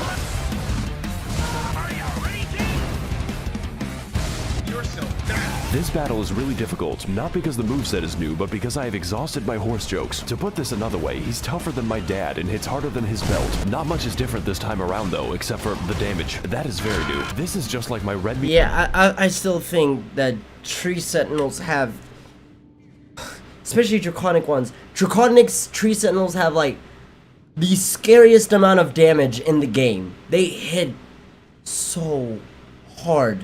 It's actually scary. When I criticize the Chinese government. Overall though, this boss is a very cool reskin and a literal gatekeeper for the content ahead, which is why I decided to exploit him using my horse, just like the Mongols. Absolutely peak game design right here. I'm very impressed. 1 second guys, I need to answer my phone. So with the evil lies of capitalism out of the way, it's finally time to head inside. This is what we've been building up for 13 entire minutes. And when I got there, I was so taken aback by what I saw that I fell off a cliff and died. Great start. Welcome everyone to Listerine, Royal Capital, a land that pleases the eyes and destroys my ears. The sound of the Smurf Jamboree is fucking inescapable. We're gonna hear it for the rest of the level in the form of my tinnitus. Look at this shit, look how fucking big it is. And yes, we can visit all of that, the entire city. Do you see that dragon? You can climb it. These enemies, they can climb me when I am sick. Grand sex, man, grand sex. Grand sex is my favorite, bro. My favorite beast in Elden. Actually, I think it's my favorite beast in all of Souls games. What the hell is this? Is this a needle on my chair? Oh no. Okay. Just oh, I love this. I love this. Save image. I don't care if it's a WebP. It is so cool. My favorite dragon in all of Souls games. Ah, oh, this art looks so good. Oh, that's hot. Oh, that's hot. Love that man, Grand Sax. I wish there was a way for us to fight him as a boss. Like, I don't care if it was even like a scripted fight, like a God of War type of fight. I would still love to see Grand Sax. Either fight him or just witness him in motion. But I do know that they wouldn't be able to design it properly. Yeah, because apparently like Grand Sax is so large that if they were to make it move, it would crash the game. Enemy so massive that it destroyed the game. A modder woke it up. I think it was this one. Zuli the Witch, as usual.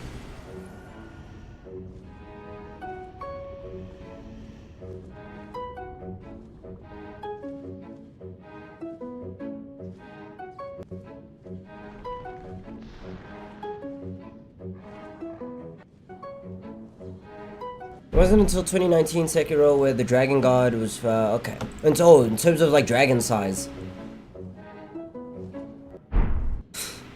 It's so fucking unnatural to just straighten the Divine Dragon like this. Why is he built like that? It's because he's like, he coils around, right?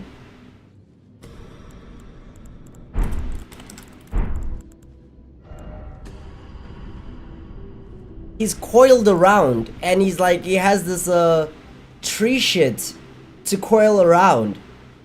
Even here by his neck, it's just like, you know? So to straighten him out is so odd. But I guess it's meant to represent those, like, Asian dragons more. So it makes sense.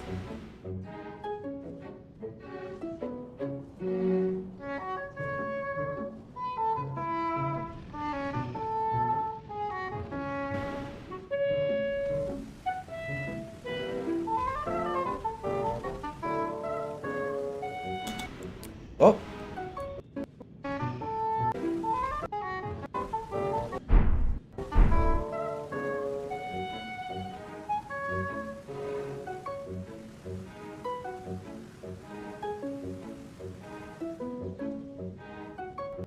I'm pretty sure somebody also did a mod where they decided to, like, make her active, give her the ability to move, and then, like, I think the mod was like, okay, let's take Grail, make her move, and then let's make her fight every other dragon. And I'm pretty sure at some point it crashed the game because she was just that large.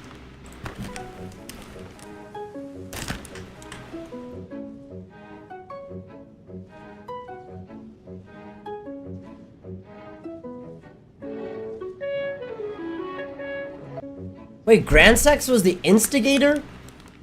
I thought he was just involved in the fight. I didn't think he instigated it. Right? I thought like something instigated the fight. Then Grandsax threw his bolt into the walls of Leyndell in retaliation. I didn't think he instigated it. Okay. That's interesting. Interesting. Okay.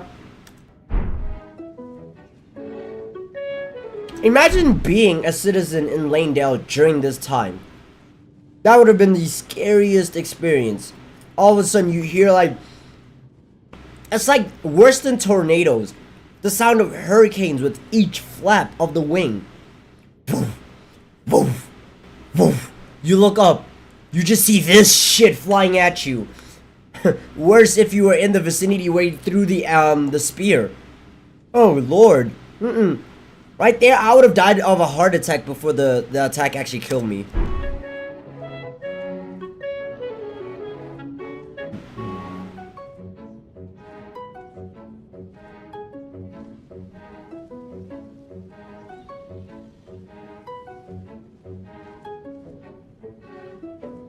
Nine times bigger.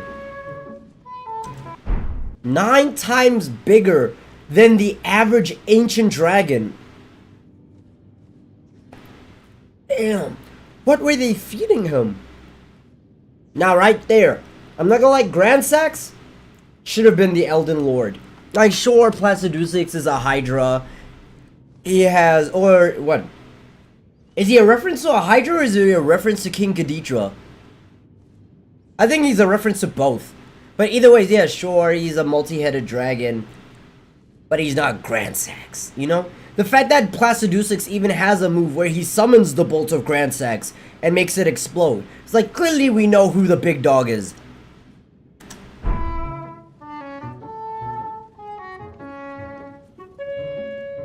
Imagine fighting that.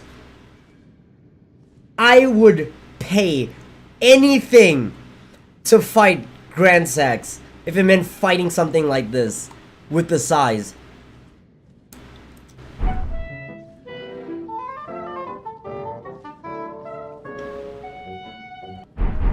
"1,000 feet long for a dragon?" Yeah, would love it.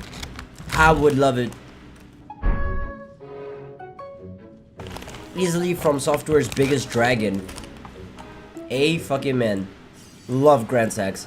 6 feet under, enter the buildings, peruse the streets, find new enemies, and die to them. We've got a little bit of everything here in Portland, Oregon. This game is Dark Souls 4, 5, and fucking 6, so I ask again, are the developers okay? Do they sleep? So after our encounter with Band Class, we move throughout the city, becoming acquainted with its welcoming residents, and there are so many different paths that it's actually hard to talk about. You can go down the streets and die, go through the storm drain and be dragged to the depths of hell, where the Catholics go, or you can go to the bad side of town and die to the exploding worm. I hesitate to call this a level, because this is a goddamn experience. Just don't enter this innocuous well, because you'll have to fight the poo and piss men. Seriously, this is an entire dungeon in and of itself, and it's more convoluted and confusing than a woman. I want to get off Mr. Miyazaki's wild ride. Please let me see my family. But that is a story for probably never, because it's guarded by the demigod of incest. I will have to deal with him later, preferably after he stops dealing with me. So once I finish up preening the garden and becoming one with the graveyard, we ascend to the next level of consciousness and begin making our way to the palace above. It's pretty beautiful, but I would suggest installing railings because I am stupid. What is it? Cheese and onion? Yep. Spring cheese, spring onion and cheese. My favorite flavor of Now, I could get into this boss, maybe talk about how he helped my insides experience fresh air, but he is very phoned in, and we're going to get quite familiar with him later. And also, he has a stand, so that's how you know he's gay. Since this boss is technically a memory, we're just gonna forget that he exists. Maybe should have done that during the fight. So all that's left to do now is get into the giant tree so I can finally kill God. I've always had a grudge against that guy. After all, he made the British Isles, and some crimes cannot be forgiven. Ah, if it isn't my old friend. The Tarnished who gets no bitches and stacks no paper. How are you alive exactly? How are you still single? Once I called the demigod's family. But that was before I became racist.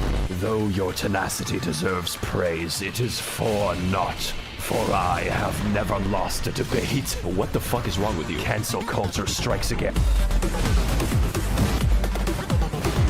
Oh god, this fight is good. Like, I feel like Morgod would be the least racist of the demigods. Out of all of them, I'd say number one would be probably Mikola.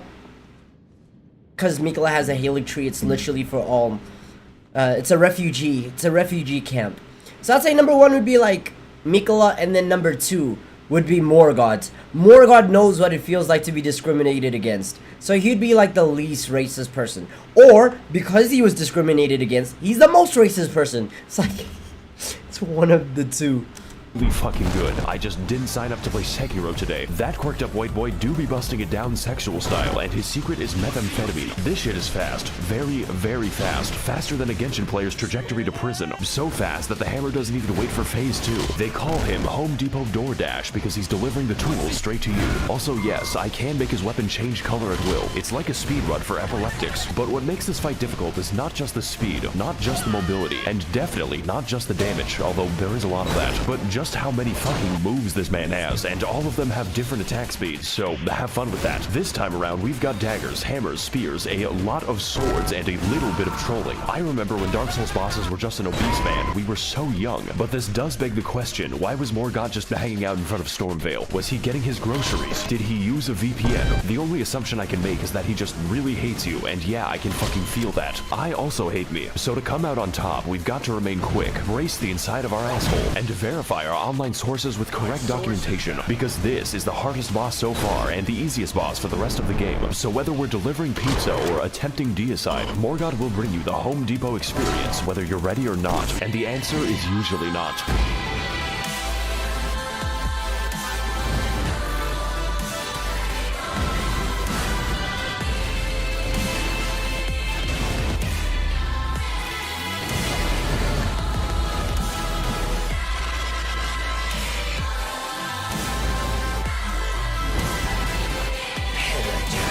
Yeah, I'm not gonna lie. This looks like it was a hell to edit. Absolute mind-numbing hell. That fight was the fucking bomb. It was a hard-fought battle, but now it is time for me to claim my rightful throne. Fuck, I'm going to make God pay for this. All we have to do is go through the, Oh, this probably has an explanation, but something tells me I'm not going to like it. Oh well, time to go. My actual objective is worse than this. Much, much worse than this. So, yeah, that's great. Look, I need help getting into the glow stick tree. Do you have any shears? Oh, why didn't you say so? No reason in particular. Nah, don't worry about him. He's, doing stretches.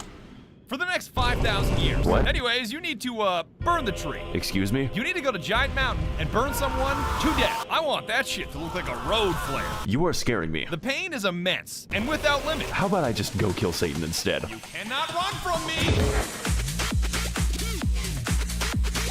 Welcome everyone to the Mountain of Agony, both in the lore and in gameplay, but mostly gameplay. Home of the fifth demigod, Satan, literally just Satan, Lucifer, the big D, if you will, who has made his home in— I'd say compared to Rykard and Moog, Moog is more Satan. Like, yeah, Rykard is a serpent. Like, Moog is the fucking devil. Fights with a trident, fights with blood and flame. He has, like, evil priest robes. The way you fight him looks like the most, like, biblically— I know it looks like a Greek, what is this? Pantheon area? I forgot what it's called. But, yeah. Moog, 100%. Also, the horns, the voice. Yeah, Moog is definitely the Antichrist. He's the Satan of this game.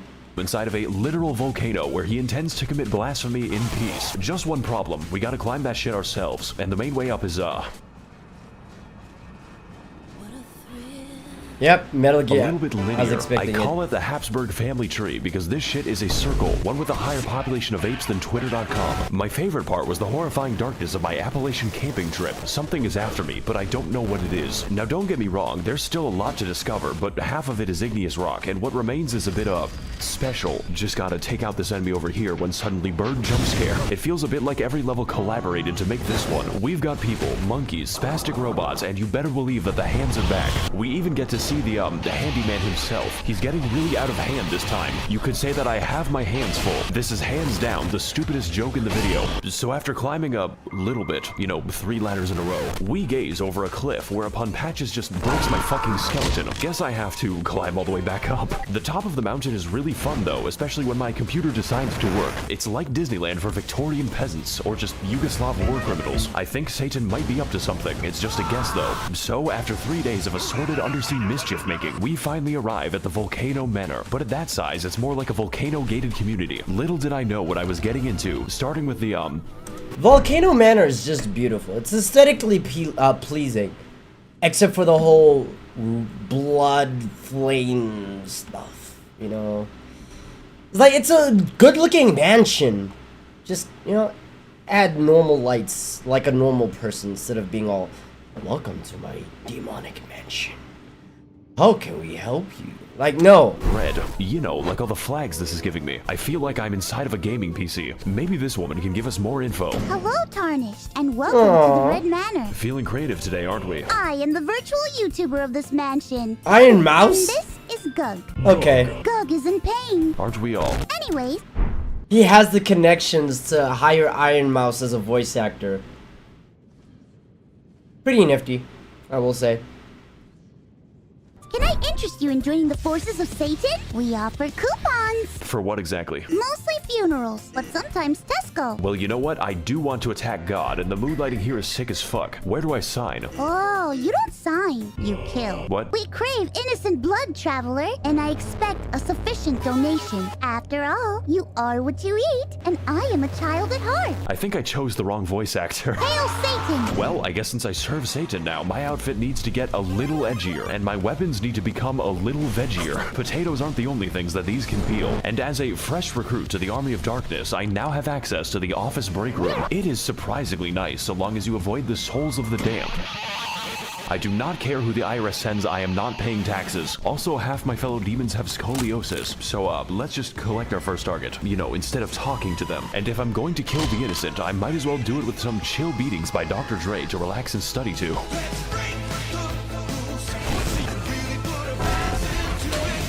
Yeah, I will unfortunately have to admit, that guy fucked me up more than I thought he would. This guy not as much, because he fights with a broad dagger. I was like, it's much easier to avoid it because of the range is so small. As for Hoslo, the amount of times I got butchered, and I still have the stream highlight of it. On my laptop, I need to transfer it to my computer and then upload it. Hoslo fucked me up.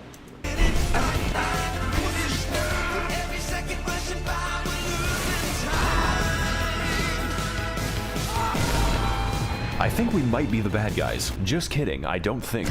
Oh shit, wrong door. Congratulations, traveler. You have proven yourself my finest sin. My sins are unforgivable. You get to meet Satan now. Oh, what's the occasion? Dinner. Can I leave now? Have fun. Hi there, Satan. Did you fall from heaven? I don't think he liked that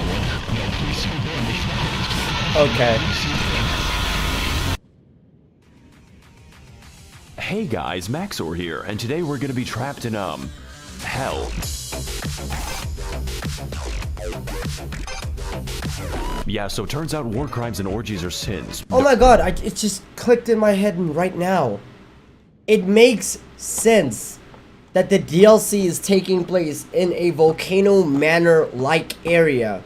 Miyazaki himself said his favorite boss in Elden Ring is Rykard.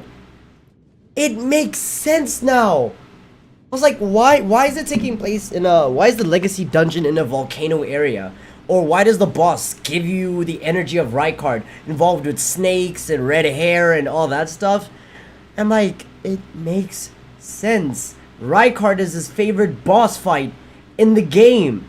So of course he's gonna model the DLC after it. Don't ask. So now that we're in hell, I get to meet all of my favorite heroes, such as Ronald Reagan, and also all the landlords that Mao killed. But to navigate this new landscape of fire and brimstone, we must venture into the many circles of hell, each one complete with their own trials and punishments, but mostly punishments. Now as for me, I was sent to the Circle of Greed for being a YouTuber, and my punishment is continuing to make this video. It is 4 in the morning. Now the first thing you see in this level, and I mean the first thing, is an anger direction. This tells us that we're in the Circle of Lust, where all the Genshin players reside. You know, I'm a really big fan of Sugma Kokomi. Boy, I sure do love being surrounded by women. Genshin Impact video very soon. Just gotta turn this corner and why is he just standing there? Well, I'm sure he won't be bothering me anytime later. Oh my god, it's him, the Compresse Demon. Now for our next stop in every Denny's ever made, we're heading into Hell's Assisted Living Center, which is filled with unbaptized infants and the disabled. It was at this moment that I knew I was not being punished, but that I was the punishment. Also, Jesus Christ, this is darker than Ethiopia. After which, we find ourselves in the Circle of Gluttony, because the residents are a bit sluggish. I know, very funny stuff. It's time for some fun volcano facts with Matt. You know, sometimes jokes are just bad, but you can appreciate the creativity in them. This is one of those moments. Did you know that lava cannot hurt you as long as you are backstepping? Try to do it in real life. Actually, at this point, the lava is more of a suggestion. Summer enjoyers be like, at least there be no snow. Oh boy. Okay, that was a dig right at me. You know what? Fuck it. I'm starting to like winter more, so yeah. Boy, I sure do love taking a walk in the great state of Arizona. So after we're finished navigating the, kinky... Like, bro, I know some areas be hot as hell, right? I've seen videos of people cooking eggs on the road, on the tar road, because that's fucking hot. I understand. Neighborhood. I'd rather deal with snow than that bullshit. Which is access. Especially because I like to walk barefoot. Now imagine walking barefoot and that's the average road. Like, okay, I understand now. Bridge out of the room temperature lava. This is where God puts all the papists after being dragged into the storm drain. Their Sisyphean punishment is that they have to get laid on Gmail. Delete every other website. You have to fuck and suck on Gmail. Now if you'll excuse me, I'll be I could do that. Attending mass to steal the wine.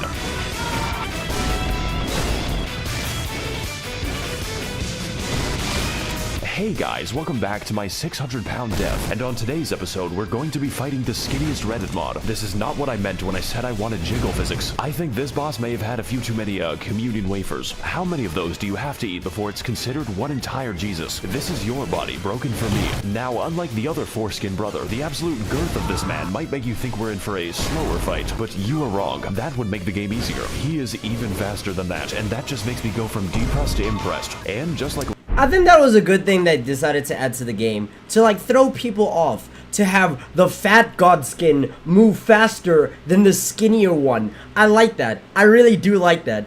It just throws you off completely. And you know what? I appreciate it. The only problem is now when you do that and when you jump into other Souls games. Let's say Elden Ring was your first Souls game. You fought the fat god skin. You're used to the, oh, fat guys move slow or move fast. And then you jump into other Souls games and now they move slow. And you're like, oh, that threw me off. last time, his second phase is absolute body horror. Genuinely just the scariest shit I've ever seen in my life. Please consult your doctor before engaging in any Nikocado maxing. I think I'm gonna be here for a few more minutes. Finally, the bloated design. Body positivity. No, I have body negativity. Also, holy shit, this music goes hard. This is an absolutely inappropriate boss theme for the inside of a Walmart. I think it's about time that we shave off some of that excess skin. Come on, do it. Give me your skin. If you aren't comfortable in your own flesh, you should pull it off. So now that I've officially shot Biggie Biggs, we can finally grab the and continue dragon our route wound. towards the average Californian Or it's a snake summer. wound. Me being sent to hell, they forgot to take my Bluetooth speaker away. That's right, we're finally here, the heart of the beast, home of deceitful serpents and their evil minions. You know, Washington. Also, more ladders. But honestly, it's a bit, easy to get lost in here. Personally, though, I don't think there's much here that we haven't already talked about, besides the Egged One, just your standard committee of child skinners. So, we're just gonna teleport straight to the boss, which is the actual way you do it because of the reasons why. Alright, Satan, I've served you for too long. Now prepare to feel my... Oh. Has holy resistance. Wait, actually, no, wait. Does Rykard have holy resistance? Strong versus fire, of course. It's fucking lava snake. And, okay. Weak to standard / pierce. And frostbite, which makes sense because reptiles and cold. Okay.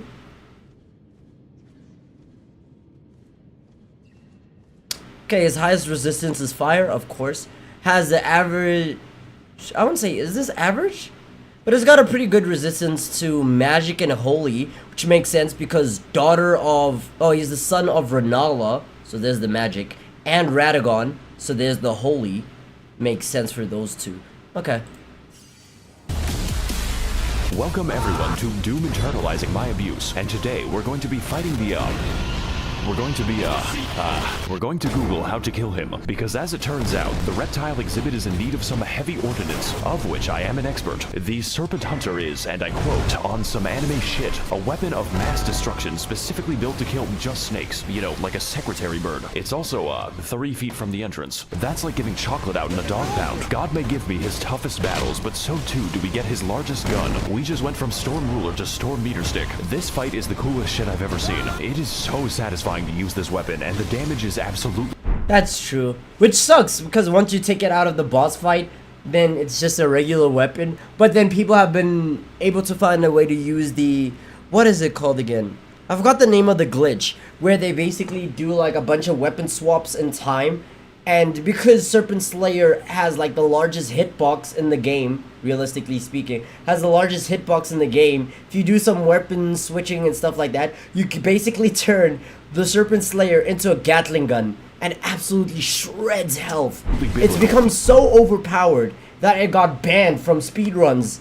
Even though it's like, it's not using a mod, it's an exploit in the game, but it was so broken that it got banned in speedruns. My favorite part was when Cain beat his brother to death with a rock. The only drawback is that you are too strong, and dodging him is a little easy because the snake will signal every attack by pogging. But if I had to choose a boss to be easy, this one is pretty fucking up there. And trust me, I know about fucking up. Just ask the war crime trials. I have something to admit, guys. I didn't really kill anyone in the war. I only kill people like you, tomorrow. But as for this boss, his difficulty does not get in the way of the fun, of which there is plenty. I think the best attack is the one where he slimes me at the Kids' Choice Awards. Plus, I am always down for animal abuse, especially after the animal abuses me. So with that out of the way, I think it's about time that How he did not get demonetized for that statement is beyond me. we graduate this noodle from endangered to extinct. Oh Jesus, aren't you dramatic?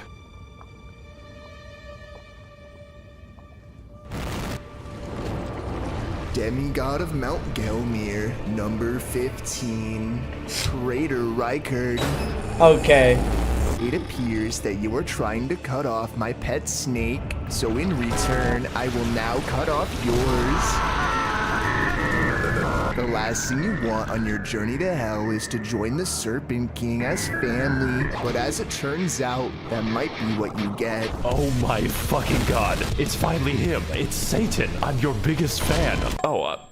Welcome everyone to the second phase of life, also known as death, and today we're going to be fighting the human centipede along with everyone he's ever consumed. That's right, this entire time we were participating in the world's most complicated buffet. Not to mention I'm carrying the souls of 4 entire demigods, so I just delivered Rykard his fucking pizza. But if you want to get eating, first you have to get eaten. Buy an immortal snake and live on him like a tumor. That's called making a deal. Now as for the gameplay, it's a little intense. You know, kind of spooky, kind of makes me cry. Because this boss, on top of his normal moveset, can use every snake attack, just like Metal Gear Solid. But that isn't even the dangerous part. That happens when he unleashes the 50 goddamn explosive skulls at the Rancor. Rancor just makes me feel agony. Loudest possible volume and then dips my screen into a vat of hot oil. I guess hell was just built on a missile system. I could not tell you what's happening on the screen right now. The best way I can describe this fight is that it gives brain damage, just like playing Valorant, but in a good way, unlike playing Valorant. Even still, this battle is not about that. It is all about the spectacle, the weaponry, and of course the violence. It is a gimmick fight done absolutely correct, even if it hurts my eyes. That move, I hate it because there is no ways to avoid it. The one where Rykard sticks his head in the ground and then lifts it up and there's explosions. There's no way to avoid. I always roll to the side. I wonder what would happen if I rolled forward. We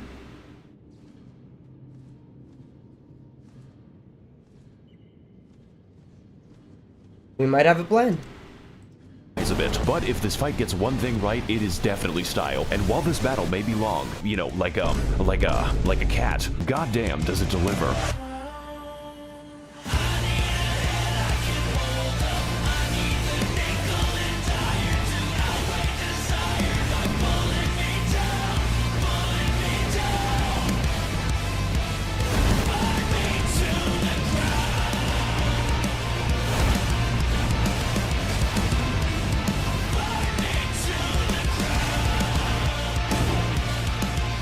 I fuck with this. Man, you two are a match made in hell. Hey, so, I might have killed Satan. You fucking what? Yeah, so, where did she go? Gone. Oh. She's eating what?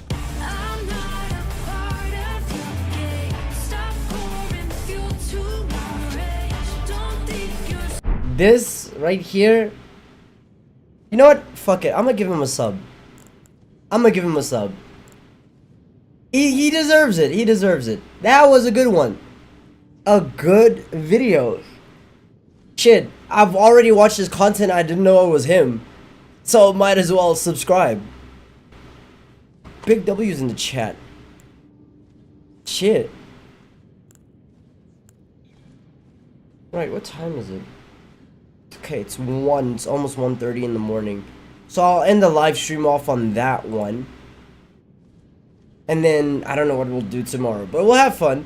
That's it. I had fun. Hopefully you had fun. Like, subscribe, hit the notification bell so you can always be notified every single time I live stream, which is every single day. Take care of yourselves, drink water, be ever wonderful, and I will see you all tomorrow, alright?